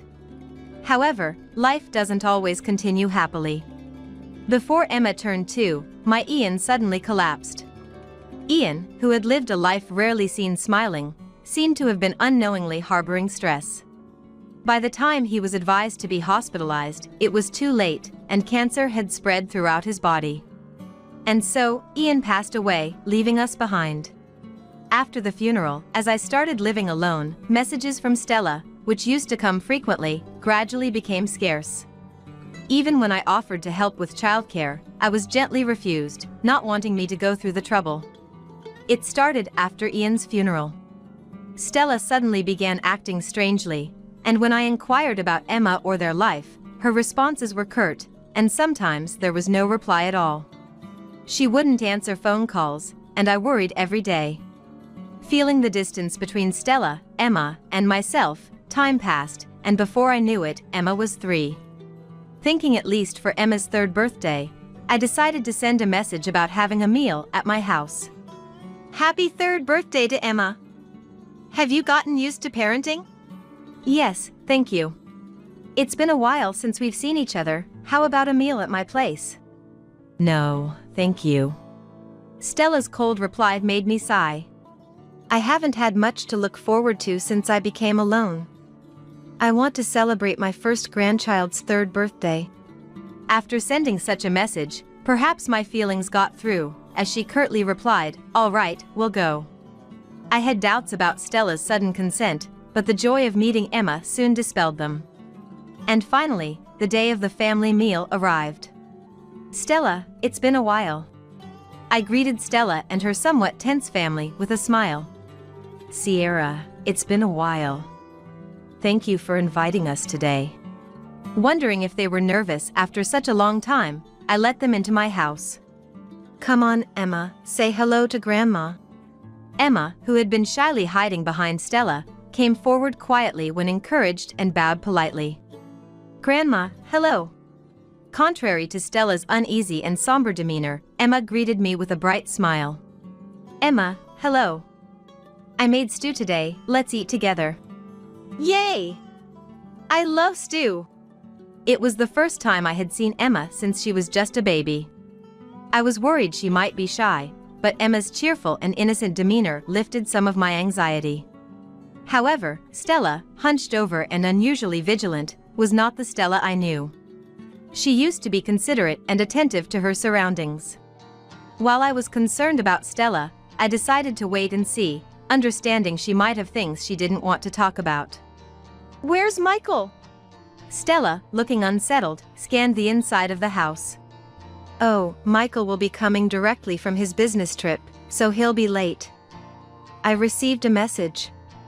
"Stella, you didn't know?" That's right. I'm sorry, I might have missed the message." Stella seemed relieved for a moment and hastily checked her mobile phone as if to hide her expression. "I'm sorry, I had a message too. I can't believe I missed it. I feel like a failure as a wife." Stella's blue face and the way she berated herself seemed excessive to me. The message had just come in, so there was no need to worry so much. However, I didn't press further in front of Emma. "It's not your fault, it's okay. Sit down, and I'll reheat the stew." "Sorry." Her voice was so low I had to ask again. "Stella, did you say something?" "Nothing, it's nothing." Stella seemed even more withdrawn, making me feel she was hiding something from me. It was just a hunch, but these intuitions often prove correct. "I'll help you carry it." Emma ran over with an innocent smile, cutting through the tense atmosphere. "Oh, thank you. But stay back from the stove, it's dangerous." Emma's offer to help was impressively mature for a 3-year-old. Stella, meanwhile, sat down hesitantly and stared solemnly at her spoon. "Here you go, be careful, it's hot." "Okay." Emma energetically took her plate and slowly walked over to Stella. And then, "Here, this is for you, Mom," Emma said, and in the next moment, did something unbelievable. "What?" Emma deliberately spilled the stew on the floor instead of placing it at Stella's seat. It wasn't because she tripped or slipped. She clearly did it on purpose. "Why would you do something like this? Wasting food." I couldn't help but scold Emma harshly. "Because it's easier for Mom to eat." Surprised by the scolding, Emma said, crying and shaken. "Easier to eat?" I couldn't believe Emma's words and repeated them unconsciously. "Mom always eats on the floor." "Eating on the floor? What do you mean?" "Mom always eats on the floor because Dad makes her." Emma tried to explain, sobbing. Hearing Emma's surreal words, I looked at Stella, who was trembling and pale. "Stella, what's going on?" Just as Stella was about to speak, the doorbell rang, and Michael appeared at the entrance. Despite the awkward timing, I quickly cleaned up the spilled stew and welcomed Michael in. "I'm home." "Did something happen?" Michael seemed puzzled by the delay between the doorbell and the door opening. "Welcome back. I couldn't leave the stove." I tried to act normally, hiding my agitation. "I see, is that stew I smell?" "Yes, your favorite stew." I felt relieved I had made stew and breathed a sigh of relief. Unaware of anything, Michael cheerfully entered the living room, ignoring Stella's distress, and sat down with a thud. Nothing beats Mom's stew. Michael spoke loudly while Stella bit her lip tightly. Feeling the tense atmosphere between them, I forced a smile, struggling to maintain a facade. I was skeptical about Michael making her eat on the floor, but I sensed their relationship wasn't good. The conversation remained superficial, the stew tasted bland, but somehow, the meal ended peacefully. After the Michael family left, I messaged Stella about the incident. The only reply I got was, "It's nothing." "It can't be nothing," I murmured quietly to the mobile phone screen, reflecting on our interactions. "Stella's messages have been cold lately." The distant replies didn't seem like they were coming from the caring Stella I knew. Thinking about the incident made me wonder if Michael was controlling her phone. I can't overlook what just happened. I need to check on things myself. With that thought, I decided to visit Michael's house. Even though it's spring, it was already dusk. I shivered in the cold air as I approached their house. Just then, I heard a loud argument. "It's your fault." "What?" That was Michael's voice. Panicked, I pressed the doorbell. Michael, with a forced smile, greeted me. "Mom, we just said goodbye. What brings you back?" "I need to talk to Stella." "What?" "Well, Stella's tired from the visit. I'll pass the message." Michael blocked my way, visibly flustered. "This is an important matter between women." My firm tone left Michael with no choice but to let me in. "Stella?" Looking around inside, I noticed the bathroom light was on. "I'm going in." As I headed to the bathroom, Michael hurried after me, panicking. "Stella's in there, you can't go in now." But I entered the bathroom before Michael could stop me. And what I saw was unexpected. "Stella!" Stella was in the shower, drenched, sitting on the floor. "Sierra. I was cleaning the shower and accidentally turned it on myself." Stella weakly smiled as she spoke to me. "This is terrible, you'll catch a cold." After finding a towel, I wrapped Stella in it, drying her hair and arms. "I can't believe this." "Sorry, Mom. Stella always messes up when I'm not watching." Michael didn't even attempt to get a towel, instead crossing his arms with an angry look. Stella was in a daze, quietly letting me help her. Seeing Stella's slight shivers, I couldn't deny Emma's words were true. "Stella, I've dried you off somewhat, but you need to change immediately." "Sierra, I'm sorry." "Thank you." Always like this. Stella can't do anything without me. Michael complained, but Stella's fear was evident. Pretending to use the bathroom, I discreetly called the police, and soon the doorbell rang, signaling their arrival. "Who's that?" Michael answered reluctantly. "We've received complaints about loud noises from this house," the officer said, to which Michael lied about a misunderstanding. The officer insisted on speaking with us after checking the neighborhood. "Today's a bad day." Scratching his head, Michael opened the door. 3 officers entered swiftly, one securing Stella and Emma while the others restrained Michael. "What?" Michael resisted desperately, but the officers were unfazed. "What the hell? What did I do?" He knew he couldn't fight off the police, but he still tried to make himself loose. To that the police said in a low voice, "If you don't calm down, you're obstructing the execution of our duties." Michael turned pale and suddenly became quiet. Meanwhile, Stella, overwhelmed by the sudden events, saw the subdued Michael and burst into tears. Looking at me and the officers, she spoke quietly. "I can't take it anymore." Stella revealed her pent-up frustrations. "As soon as we got married, he submitted my resignation without my consent. I protested to the CEO, but no one believed me." Rumors had spread that Stella complained about her low salary and was unhappy with the CEO, none of which were true. Ultimately, her resignation was accepted despite her objections. Life became hell after I became a housewife. First, her mobile phone was taken away. In her unfamiliar married life, it seems Stella had many things she wanted to discuss with me or her parents, but Michael wouldn't listen. Especially about meals. Whatever I cooked was always criticized as bad.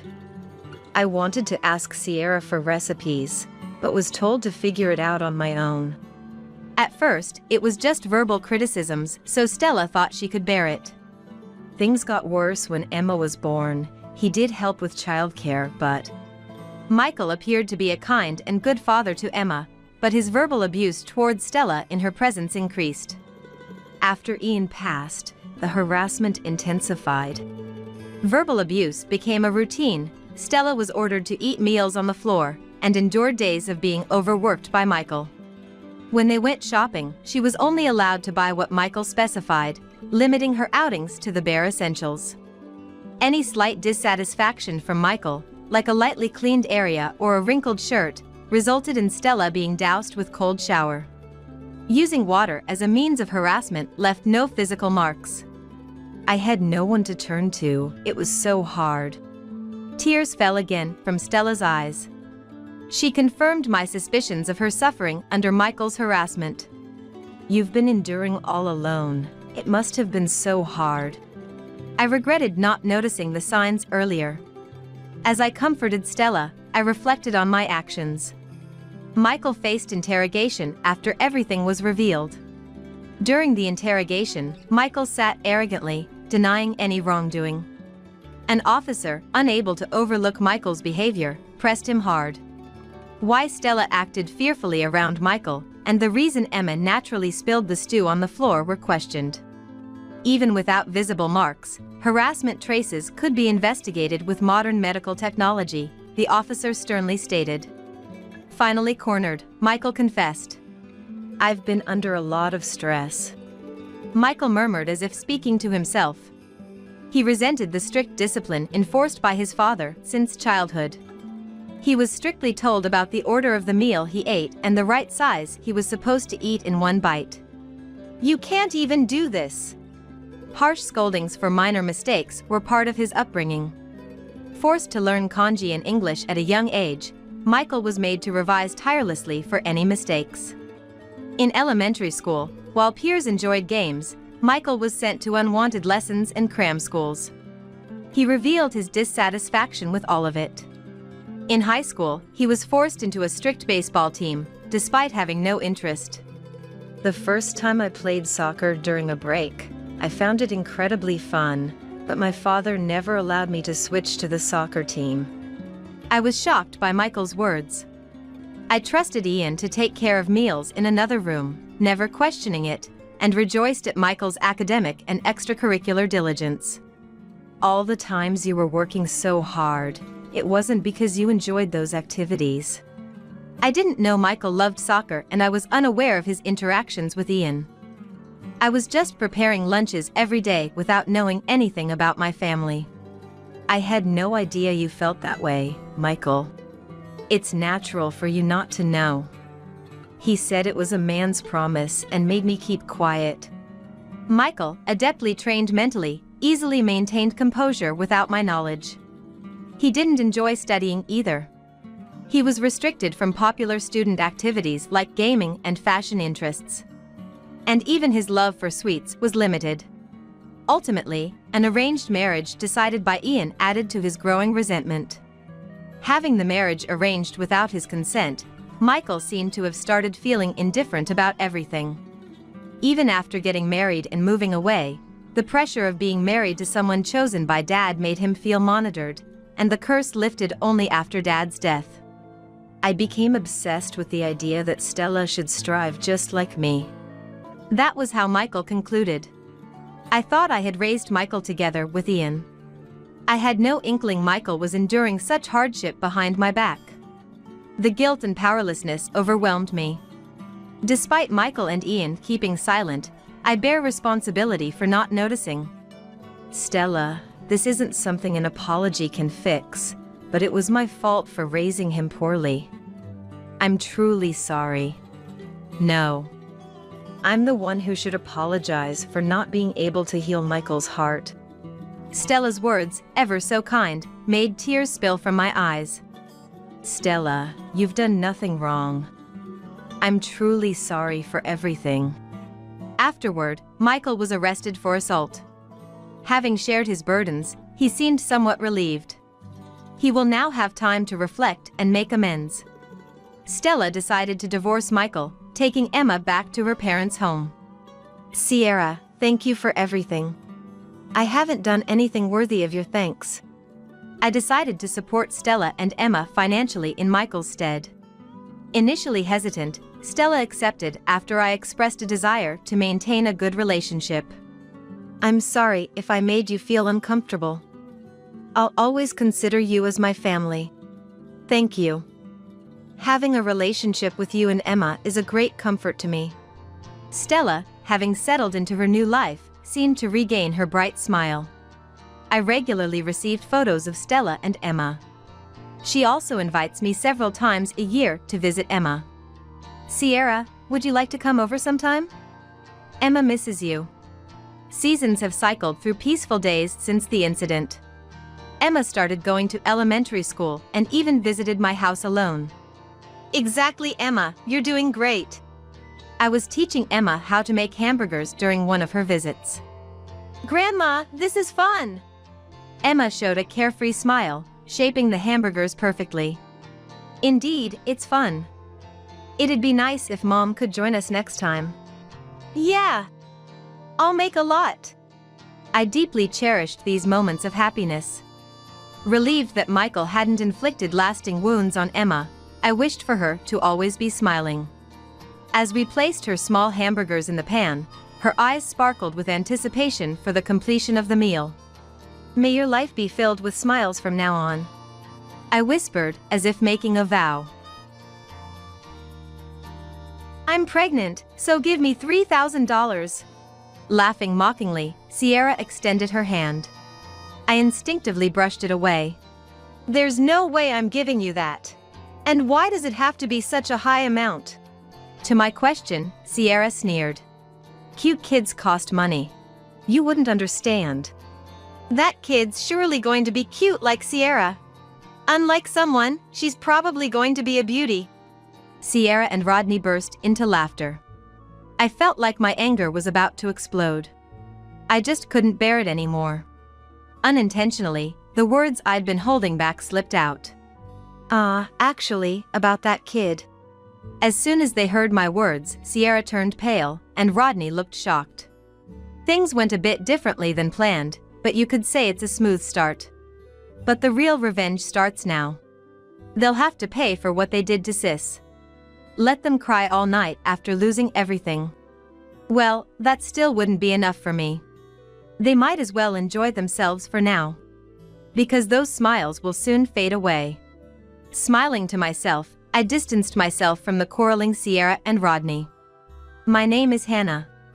I'm 33 and I work in a design office.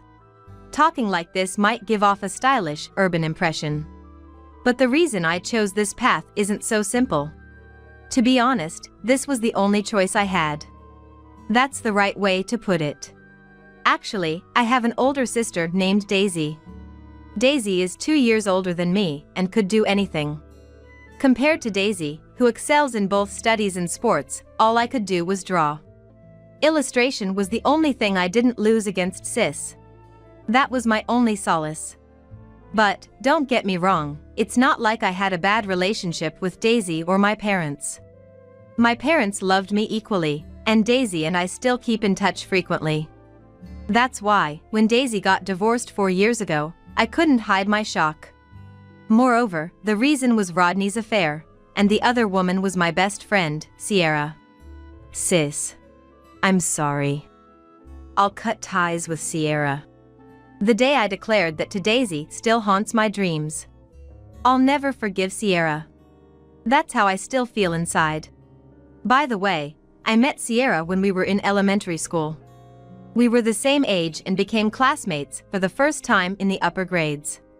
Of course, being in the same grade, we knew each other's names and faces. But we never really had any contact. And that's why we never talked before.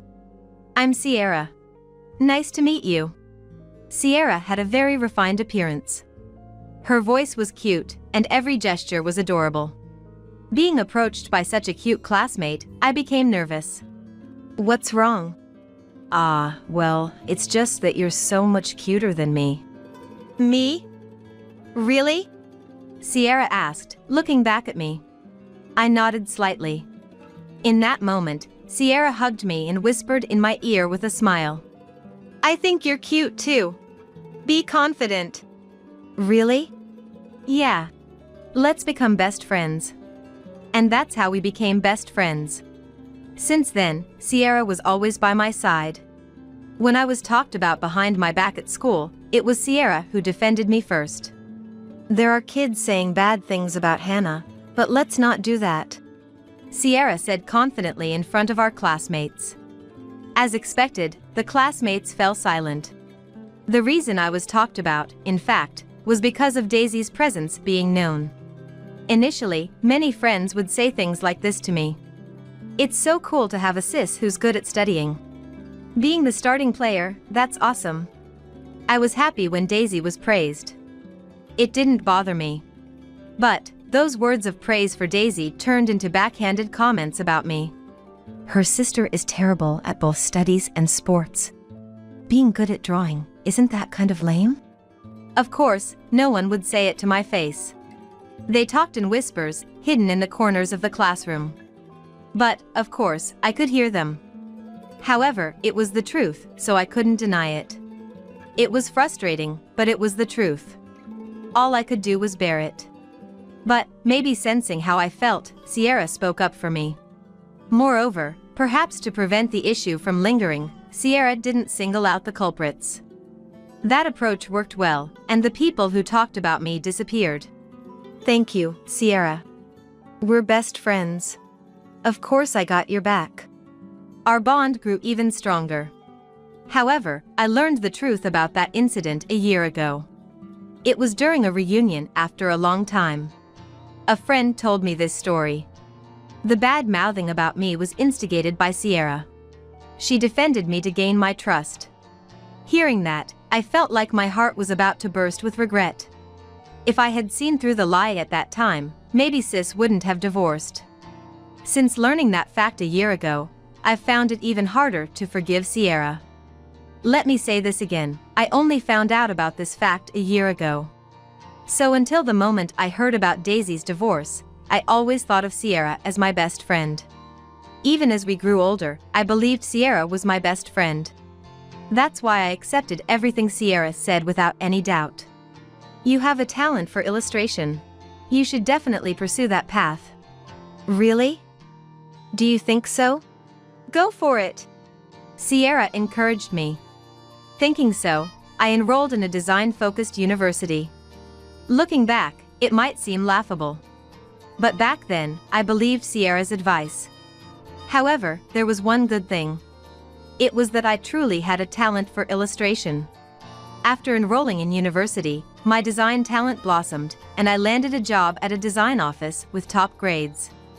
On the other hand, Sierra joined a modeling agency after graduating high school. But she didn't make any spectacular achievements.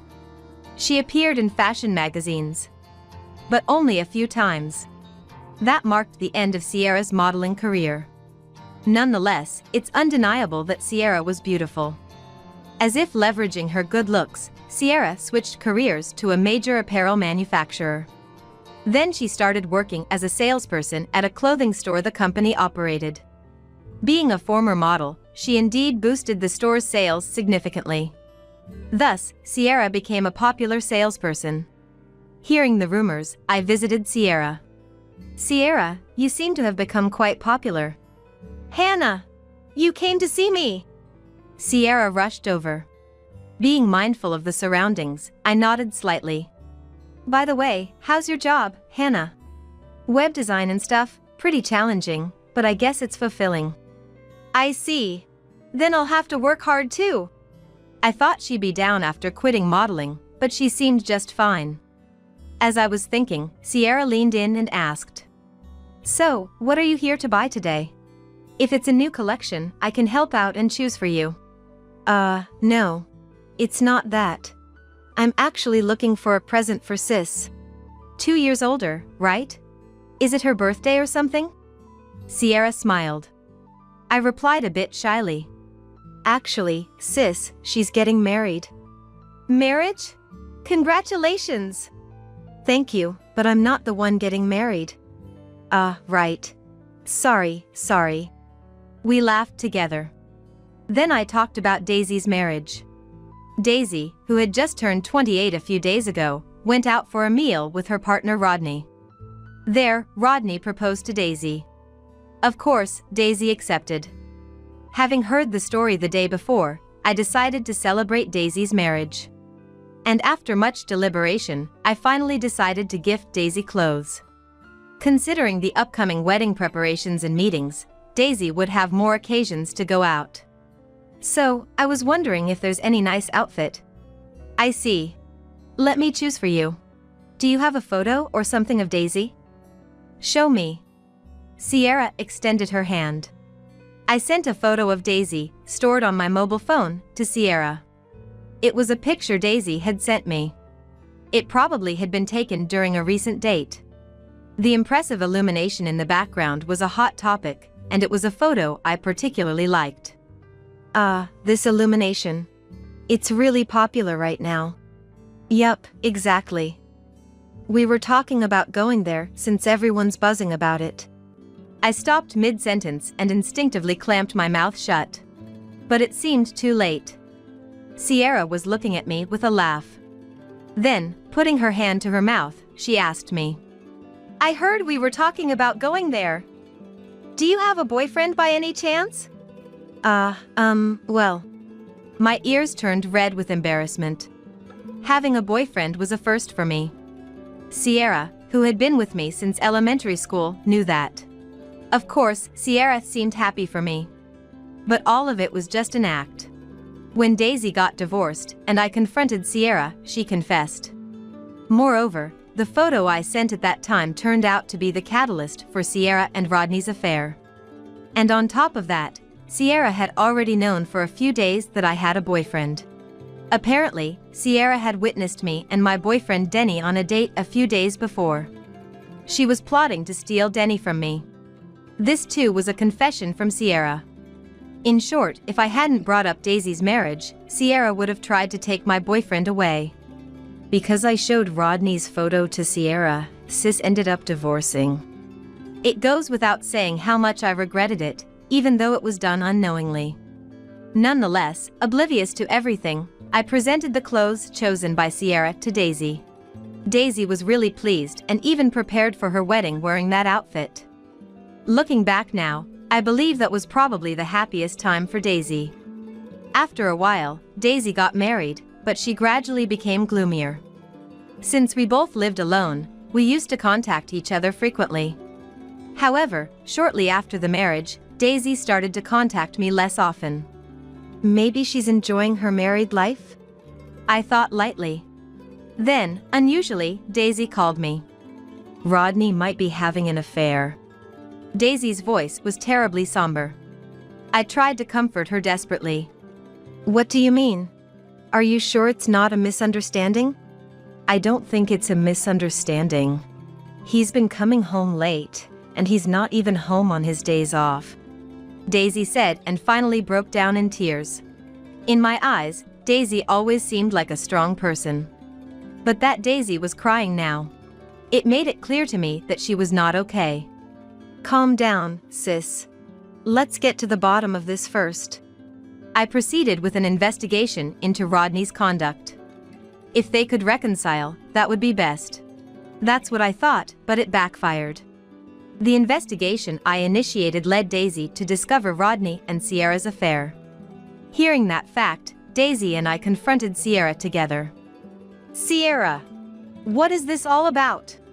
What? There's nothing to it. Rodney and I are dating. That's all. But he's Sis's husband. Doesn't that make it an affair? I confronted Sierra with a strong tone. But Sierra seemed unfazed. An affair, sure, but what's the problem? He prefers a beautiful woman, obviously. Sierra glanced at Daisy. Daisy quickly looked down. Indeed, Sierra was more beautiful than Daisy and I. But if you consider what's inside, Sierra is overwhelmingly inferior. At any rate, Sierra, who could cheat without remorse, was much uglier than Daisy. The argument with Sierra escalated, but she remained defiant throughout. Realizing we were getting nowhere, I decided to confront Rodney next. Rodney, too, was just as defiant. Of course, I prefer beautiful women. When I'm seen with them, everyone envies me. Rodney, do you really mean that? Yeah, I mean it. I prefer beautiful women. But I couldn't bring myself to ask why he married Daisy in the first place. It's fine. I'll be reporting the affair to both of your companies. What? If you do that, we might lose our jobs. You should have thought of that before you did it. I said it loudly. Sierra seemed a bit shaken, but Rodney remained nonchalant. Hannah, you're so naive. An affair won't cost us our jobs. What? Unless it's a crime, an affair is a personal matter. It's a marital issue, so the company won't get involved. It's true the company might think it's unsightly. But an affair isn't grounds for disciplinary action. I later found out that unless there are specific internal regulations, generally, affairs don't lead to disciplinary action. Sierra laughed triumphantly. And Rodney smirked disgustingly. Well, that's the situation. The only thing you can do is break up with me, Rodney said to Daisy. Daisy looked down, seemingly frustrated. What are you so proud of? That's... Before I could finish my sentence, Daisy grabbed my arm. In a voice as faint as a mosquito's buzz, Daisy said, "It's okay, Hannah. If I can get away from Rodney, that's enough." In the end, Daisy got a settlement from Rodney through the divorce and left him. After that, Rodney apparently started dating Sierra. But I didn't care. I couldn't forgive Rodney nor Sierra. In place of Daisy, I vowed to seek revenge on the two of them. That was the only thing I was determined about. For years had passed since then. I never forgot about them for a moment. The stage is set, now, brace yourselves. On a certain holiday, I made up my mind and headed to a boutique in a bustling district. As I entered the store, I heard a female salesperson's voice. But I ignored it and approached two customers. "It's been a while." Sierra. When I spoke, the woman turned around. What? Hannah. The surprised shopper was Sierra. Rodney next to her also turned around. "Oh, it's Hannah. You haven't changed much, or should I say, still unpolished."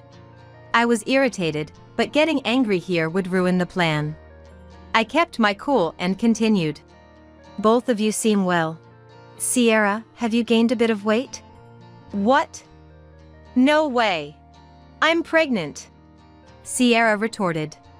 This reaction was as expected. This is where the real challenge begins.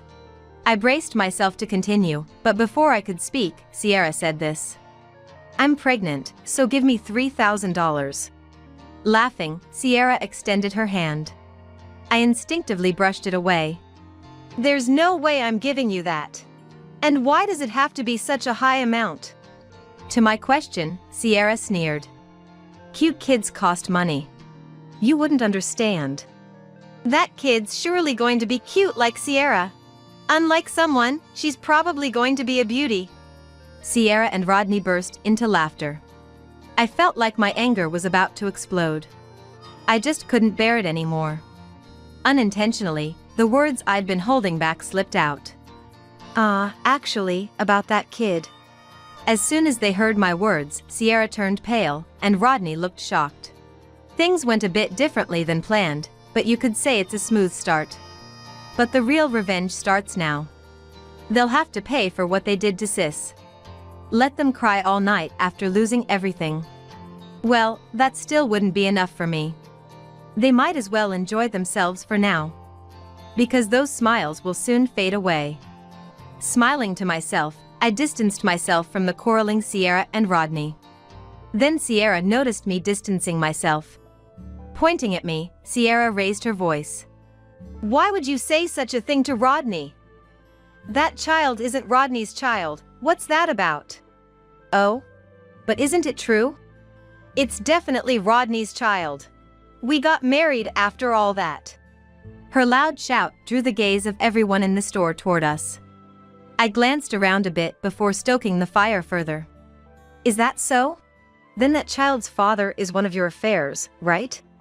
But, as Sierra tried to retort loudly, Rodney cut in. Stop slandering. This child is mine. Are you going to ignore the fact that your wife is cheating, Rodney? When I questioned Rodney, his face turned bright red. Don't lie without any evidence. You're just trying to stir up trouble. That's right. Stop messing around. Sierra also retorted with a flushed face. It's about time, I thought, looking around. Well, causing a scene in the store is troublesome, so let's leave it at that. What? You started this. You know what? I'll sue you for defamation. Rodney laughed. That's a great idea. We could probably get about $10,000 out of it. Even Sierra agreed with Rodney's suggestion. I sighed and responded. Suit yourselves. But what if I actually have the evidence? What? Do you really have evidence of Sierra's affair? Well, who knows? I'll tell you the answer when we meet next. Bye for now. With that, I quickly left the store. Behind me, I could hear Rodney's shouting voice. Hey! Wait! We're not done talking. I pretended not to hear and quickly moved away from the store. A few hours later, I was at home while changing clothes. My phone rang unexpectedly. I knew you'd call me. I answered the phone with a small laugh. Immediately, Rodney's voice rushed in, speaking rapidly. Hey! About Sierra's affair, is it true? Answer me. He reacted just as I had anticipated.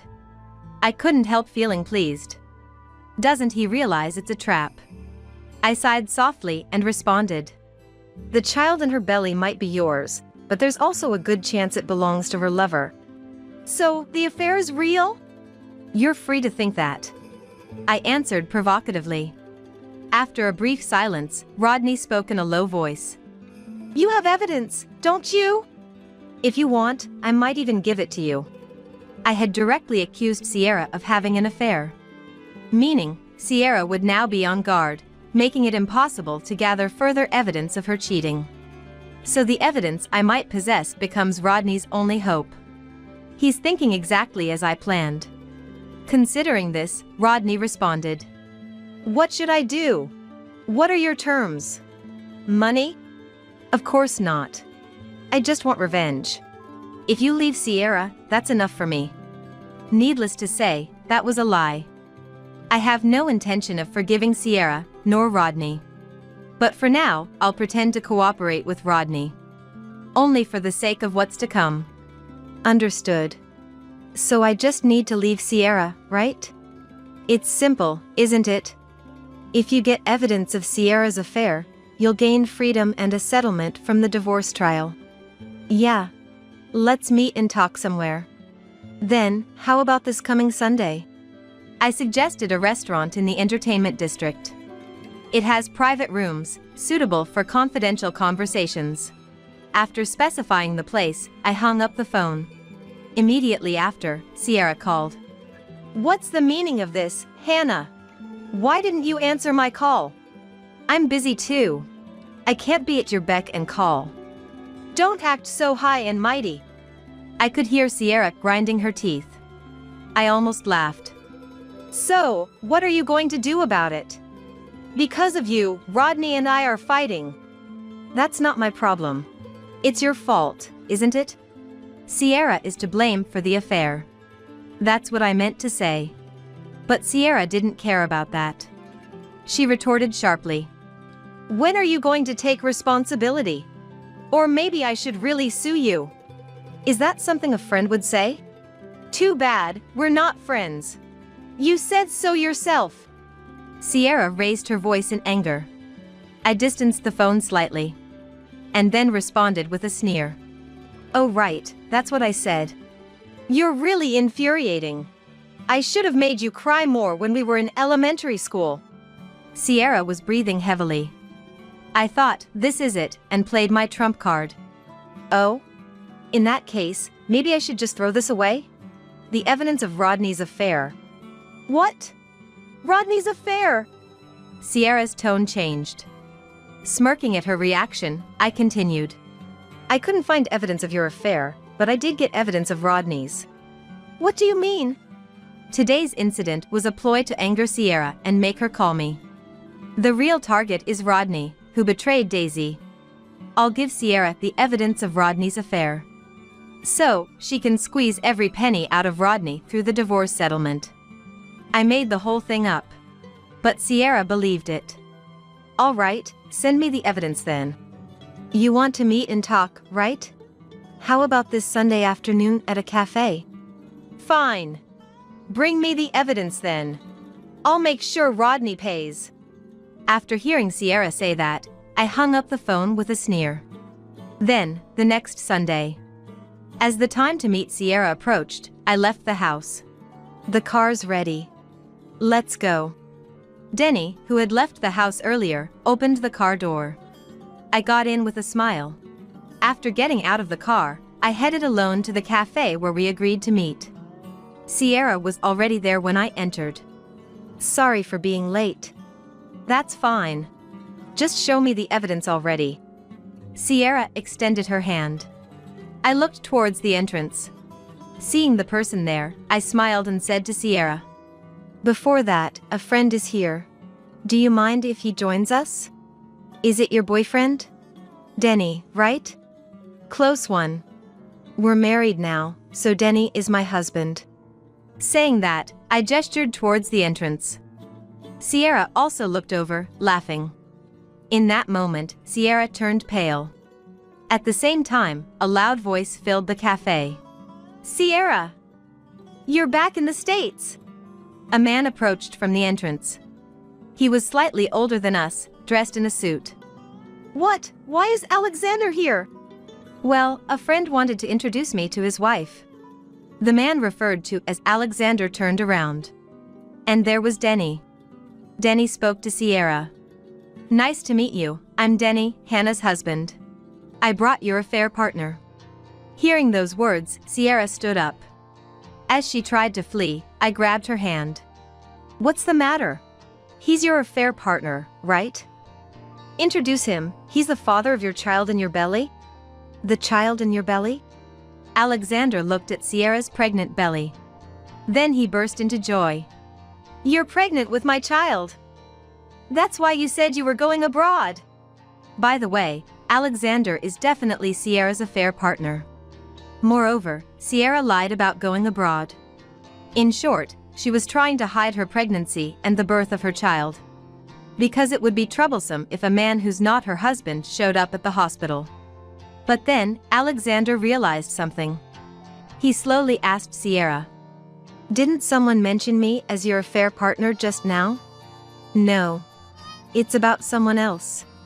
Sierra started making excuses while getting flustered. So, I decided to step in. It's all a lie. Sierra is married, and you are just an affair partner.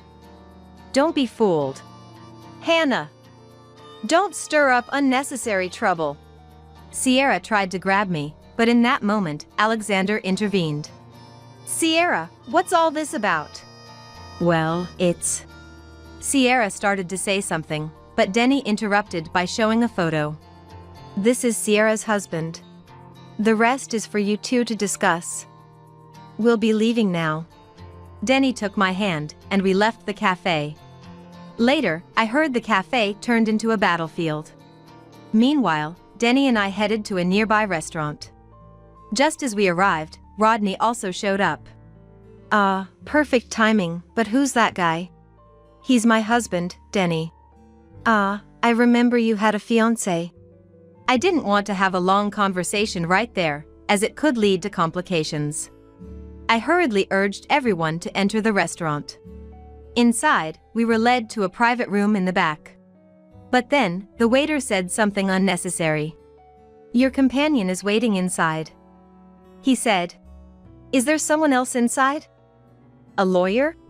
Well, kind of. It wasn't entirely wrong. I casually answered and entered the private room. Immediately, a woman's shrill voice was heard. I've been waiting for you, Rodney. What? Layla! Rodney seemed utterly shocked, nearly collapsing on the spot. Denny quickly supported Rodney. Then the woman called Layla spoke again. Thank you for helping my fiancé. Well, it's nothing. By the way, who might you be? Layla tilted her head. Her gesture was innocent as a young girl's. I felt it was cruel to make her cry, but I didn't hesitate to declare. I'm Hannah, the sister of Rodney's ex-wife. And this is my husband, Denny. Oh, is that so? But why would the ex-wife's sister be here? Because I'm the one who invited you all here. As soon as I said that, Rodney started to make a scene. Shut up! Don't say anything unnecessary. I won't say anything unnecessary. I'm just going to tell her that you're already married. The atmosphere froze at that moment. But I continued calmly. After leaving my sister, Rodney remarried my best friend. Quiet! Don't say anything more. Rodney continued to cause a commotion. Then Layla raised her voice. Please be quiet. We're in the middle of a discussion. Overwhelmed, Rodney closed his mouth. Seeing this, I continued. Then, hiding the fact that he was already married, he started a relationship with you. I narrated Rodney's current situation, his infidelities, and everything else. And ended with the fact that Rodney's current wife, Sierra, was pregnant. So, you're saying I was being cheated on? Layla asked. Well, yes, that's how it appears. Regardless, it's good timing. My father is also here, so we can have a thorough discussion. Layla gestured behind her. Looking back, there was a man with a fiery red face. So, that must be her father. I thought, and then Layla suddenly raised her voice. You do know my father is a lawyer, right? Rodney, are you prepared? Layla glared sternly at Rodney. Rodney, slightly intimidated, began to make excuses. It's not like that. My wife Sierra has been cheating, and I was planning to divorce her. So, you're not yet divorced? No. I mean, that's enough. I will sue you, Layla declared, and at that moment, Layla's dad grabbed Rodney. So you're the father? Nice to meet you. Rodney tried to smooth things over with a greeting. But it was futile. The room erupted into chaos, so Denny and I retreated outside. There, I told the staff who had rushed over due to the commotion. There's a disturbance inside. Please call the police. With that, the staff member called the police. The police arrived promptly. Later, we were also questioned, but ultimately it was treated as a family dispute and ended with a stern warning. However, while most were let off with that, it was not the end for Rodney. The police involvement became a problem at his workplace. Of course, the cause of the disturbance was thoroughly investigated. As a result, the affair came to light. Naturally, an affair alone would not lead to dismissal. But the company took issue with the police involvement. In the end, Rodney was pressured to submit his resignation and reluctantly left the company. It's your fault. What are you going to do about it? If you feel bad, lend me some money. If you keep bothering me, I'll call the police, okay? After that, he never contacted me again. It seems he really learned his lesson. Later, Rodney was sued by Layla and had to pay a hefty settlement. Sierra also had troubles with Alexander. Though she avoided a lawsuit, she was still required to pay compensation. Burdened with debt, Rodney and Sierra blamed each other and decided to divorce. They're now engaged in a bitter divorce battle. I doubt either will get any money in the end. By the way, to cover the legal costs and living expenses, they're both working at a well-paying construction site. I hope this time they truly reflect on their actions. Meanwhile, I reported the whole saga to Daisy over the phone. That must have been tough. Are you okay, Hannah? I'm fine. So, sis, just focus on delivering a healthy baby. Actually, after her divorce, Daisy remarried a former classmate she met at a reunion. She moved far away, but we still keep in touch frequently. Daisy is due to give birth soon, and thinking about it made me want a child too. Maybe I'm pregnant too? I gently stroked my stomach. It felt a bit warmer than usual. So if you've taken painkillers, you shouldn't be in pain anymore. Vacuum the floor. He stared on the painkiller package I had just taken. I will. Please wait a little for the medicine to work. When I told him that, he sighed loudly and stood up. It's not like I was asking him to do the chores, he could have waited a bit. I was holding back my sigh, then a sharp pain shot through my back. As I fell to the floor, I saw my husband, Stephen, sitting indecently with one leg on the back of the sofa. I shocked and wondered, did he just kick me, as he laughed coldly. It's enough with the period pain excuses, just vacuum the floor now. My name is Mary, I'm 27 years old. I'm a typical housewife living with my husband, Stephen. I met Stephen when I joined the company where he worked. After graduating from college, I took a job in sales. Stephen was my mentor there. He was handsome with short hair, and his good looks and conversation skills attracted customers. In a sales job, successful individuals are those who possess extensive knowledge and information about the products they are selling, and can utilize these insights in their sales approach. Alternatively, it's said there's another type of successful salesperson is who can make the customer feeling to sign a contract. Stephen was definitely the latter. Initially, I only had respect for him as a successful salesman. But when I was struggling to make deals, Stephen reached out to me. Gradually, I began confiding in him. While we were going out and having meals together, and developed my feelings for him. Therefore, I was overjoyed when we started dating and ecstatic when he proposed. Our married life was filled with happiness. But there was one thing that always troubled me. The fact that I have suffered from severe menstrual pain since my school days. Initially, I used mild over-the-counter painkillers, but as my body got used to them, I needed stronger medication to get through my daily life. When we were dating, Stephen would adjust his plans according to my cycle and would comfort me when I complained about the pain. I thought this care would continue after marriage. But I was wrong. Every month, the same menstrual pain occurred. Seeing me struggle to do housework without medication, Stephen would just sigh. This didn't just start in the last few years, get used to it. He started saying that to me. We both work, but Stephen earns more and contributes a larger amount to our living expenses. My earnings wouldn't be enough for living both of us, so I put extra effort into housework. During my period, I would finish as much housework as I could while the painkillers were effective, then rest a bit on the sofa before resuming. I was doing everything in order, but to Stephen, it seemed like I was just lying down and resting. No matter how much I did, he never offered a word of comfort. Then one day, we bought a new house. We had been living in an apartment, but we purchased a larger home in case we had children. Stephen's parents love socializing and often host parties with relatives. Stephen thought it was a perfect opportunity to show off our new house, and decided to invite the relatives for a party at our place. Once he made up his mind, Stephen was quick to act. He set the date for the party and handed me a list of relatives who would be attending. The list included not only names but also ages and food preferences. To my surprise, Stephen, make sure to prepare dishes that cater to everyone's preferences. I won't forgive any shortcuts like buying ready-made appetizers, he said in an annoyed tone.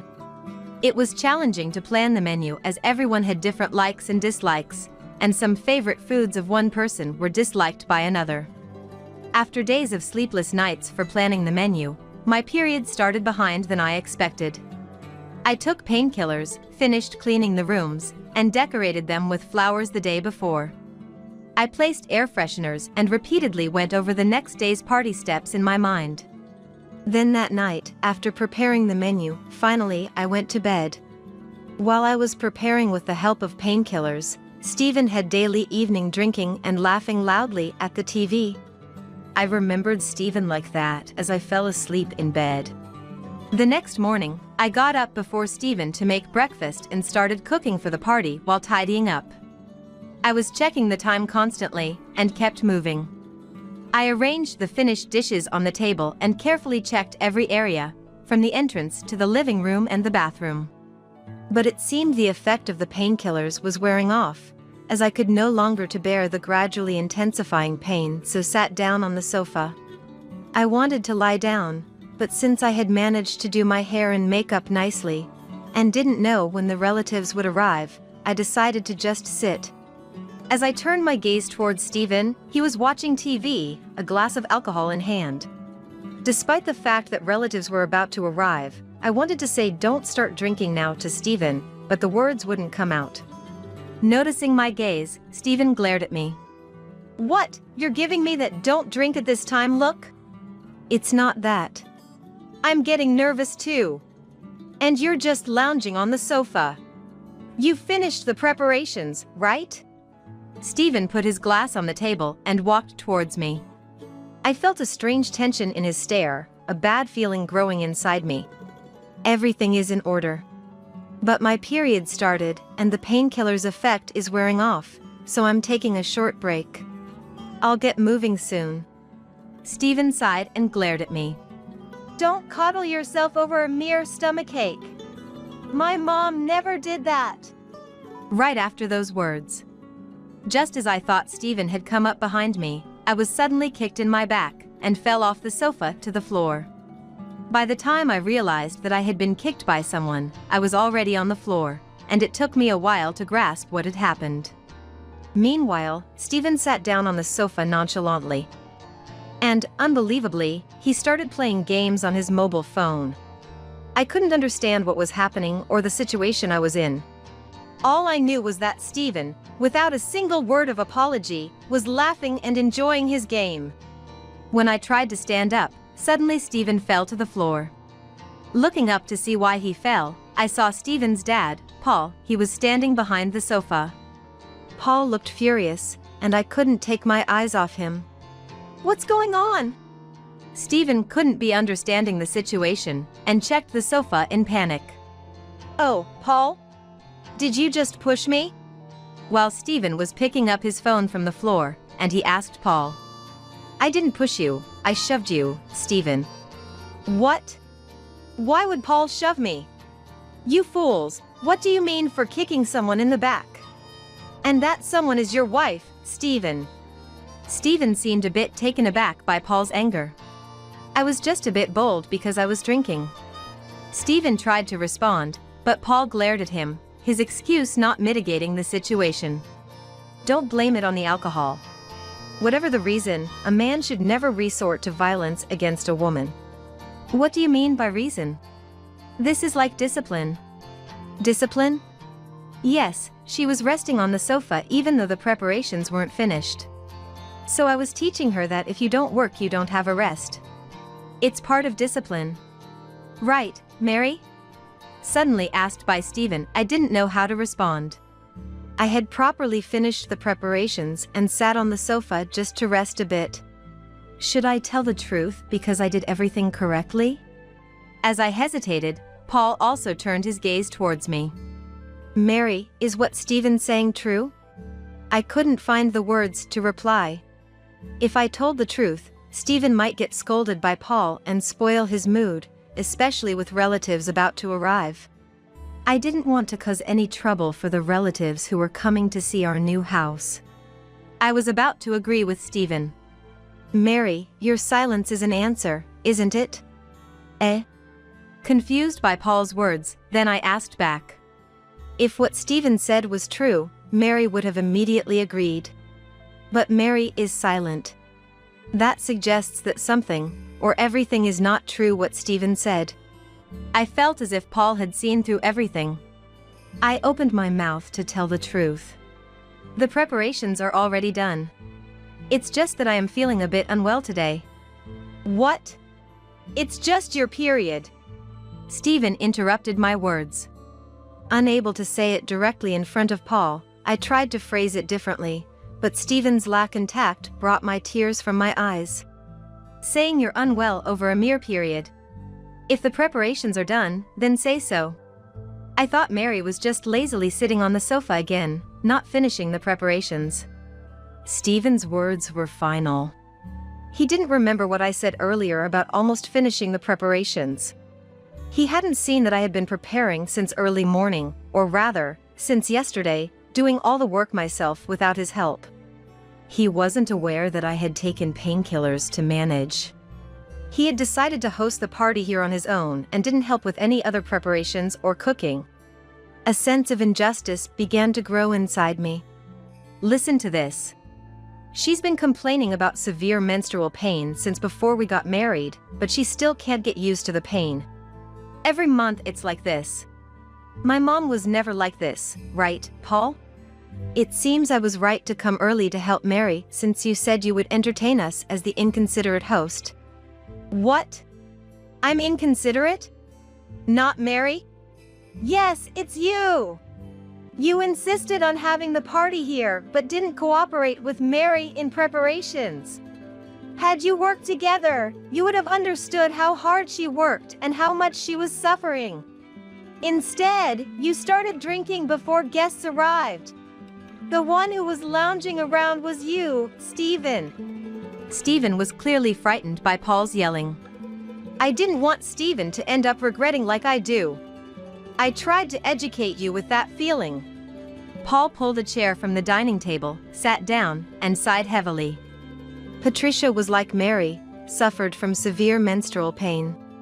Being a man, I had no knowledge about menstruation, and it wasn't an information-rich era like now. Plus, her mother used to say she was weak for not managing her condition, so I thought menstrual pain was just a lack of self-management. Paul spoke slowly, seemingly recalling the past. Back then, painkillers were weak. Patricia, a housewife living with in-laws, was forced to do all the chores, even during severe menstrual pain. Then, Patricia collapsed. We rushed her to the hospital, and she was diagnosed with endometriosis, which shattered her dream of giving Stephen siblings. Eh? Stephen asked Paul in a small voice. It varies by individual, and not everyone ends up like that. But excessive endurance of menstrual pain can lead to illness, and Patricia did become ill. She faced stress from housework, childcare, inconsiderate to parents' in-laws, and an unsupportive husband, eventually leading to infertility. I blamed the era, and also her mother, but it was all wrong. I should have understood for her. We can't experience their pain, so I should have listened and accepted her reality. But I didn't, and it was my fault, blindly agreeing with her mother. I regret not knowing and still do. Patricia supported Paul's shoulder as he spoke in a somber tone.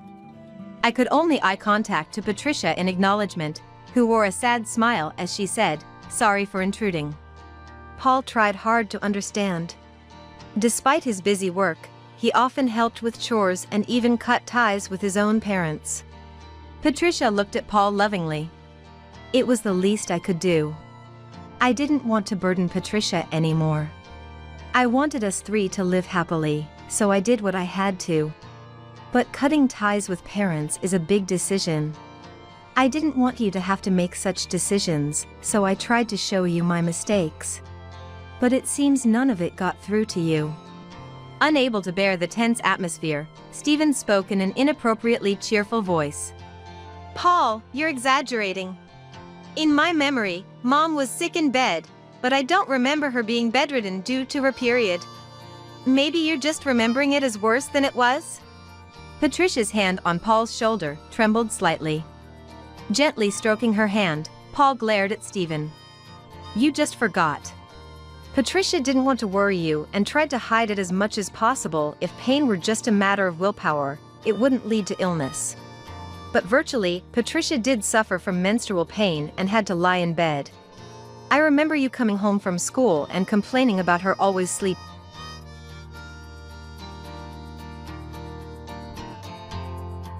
Nor Mary, but you also never saw Patricia's struggles. Paul's words weighed heavily on Stephen, his shoulders visibly drooping. I didn't know what to say or if it was even my place to speak in such an atmosphere. Then, the doorbell rang. It was 5 minutes before the appointed time, and I hurried to answer the door, cradling my aching stomach. On the screen, relatives were visible. I quickly responded and rushed to the entrance. Opening the door, the relatives greeted us with a bouquet arranged for our new housewarming. I thanked them and led them into the living room with due respect. As the relatives entered the living room, the atmosphere was still tense between the parents-in-law and Stephen, causing the relatives to exchange glances. "What happened, Paul?" one of the relatives asked Paul. "Thank you all for coming to celebrate Stephen's new house. Sorry for the bad atmosphere, we were just arguing." "Does arguing usually mess up the sofa and cushions like this?" He misunderstood Mary resting on the sofa due to poor health as laziness and pushed her off. I was scolding him for that. Hearing Paul's words, the relatives' expressions turned to disbelief, and a younger-looking woman came over to me. "Are you okay? You must be tired from all the preparations." I shook my head in response. "No, just severe menstrual pain." "Just? What did you say?" "There's menstrual leave at work, you know. I've used it too. Everyone's pain varies, but when it's really bad, you can apply for it at work. Why can't you rest at home?" She said this and turned to Stephen with momentum. "What?" Stephen, taken aback, was met with cold stares from the parents-in-law and the relatives. Unable to bear the scrutiny, Stephen rushed into his room. Despite Stephen's absence, no one followed him. It seemed the relatives knew about Patricia's condition, and even the men showed understanding. The parents-in-law immediately came to me, apologizing for their son's behavior, while the relatives admired the new house and praised my cooking. No one blamed me. They were impressed with the food and showered me with compliments. I began to enjoy myself as the painkillers started to work. After a while, I received an email from Stephen. It said that because of me, he couldn't enjoy the gathering at all. He wrote about being scolded by Paul and having no allies among the relatives, wondering why it all had to be him. I was annoyed he chose to email rather than call. As I contemplated how to respond, Patricia glanced at my phone. Seeing the message, and she stood up. Paul was seeing that, then asked, "What's going on?" Patricia snatched the mobile phone from me and handed it to Paul. When Paul looked at the phone, he also stood up, just like Patricia had. He still hasn't understood anything. It seems I need to take him home and re-educate him from the basics. Although unexpected, Paul and Patricia said this, looking at each other. Later, the relatives also agreed with the idea of re-educating Stephen, and they seemed fully committed to it. After a while, sensing the atmosphere, the relatives tactfully left, and Patricia went to Stephen's room and dragging him out. Both Paul and Patricia took Stephen by the arm, and he was led away without a chance to protest. About a week later, Stephen was taken back to his parents' house. I received an email from him. According to it, he mentioned that Patricia was making him extensively study about the female body and the difficulties of menstrual pain. He was being made to do household chores under Paul's supervision, assuming Patricia was in pain. The email sounded like complaints about balancing work and housework. I laughed when reading it, thinking about how Paul and Patricia had said they would re-educate him from the basics, and it was really happening. I wondered if Stephen now understood a bit of my feelings, which made me smile. During this time, I took the opportunity to focus on my menstrual health. Following the relatives' advice that severe menstrual pain should be checked by a gynecologist, I visited the hospital while Stephen was away. Because of the advice on medication, daily routines, and precautions was helpful. Life without Stephen's comments was surprisingly comfortable. I could live at my own pace and lie on the sofa when I felt tired. It felt like a life where I could take care of myself. I somewhat hoped for more time like this. Partly due to Patricia's intervention, I enjoyed this slow-paced life and didn't reply to Stephen's emails. Few weeks later, when Stephen returned with his parents, the parents-in-law, who came straight to the dining table, made Stephen sit in a chair in front of them and pulled out a green paper from an envelope. It turned out to be a divorce application. I thought, could this really be a divorce right here and now? but Stephen was filling in the necessary information with a pen. Stephen began filling it out, and when he finished, Paul spoke solemnly. Mary, if Stephen ever behaves badly towards you again, feel free to submit this signed divorce application. Paul's eyes were serious, and Stephen's too. During our separation, Stephen was apparently re-educated by his parents-in-law and promised to change his behavior. Since then, Stephen has kept his promise, not showing arrogance and even willingly doing housework, especially during my period. Gradually, he stopped making derogatory comments about menstruation. Our life has become more peaceful, and I am relieved. From now on, I plan to live without overexerting myself, paying attention to my health, and taking care of myself.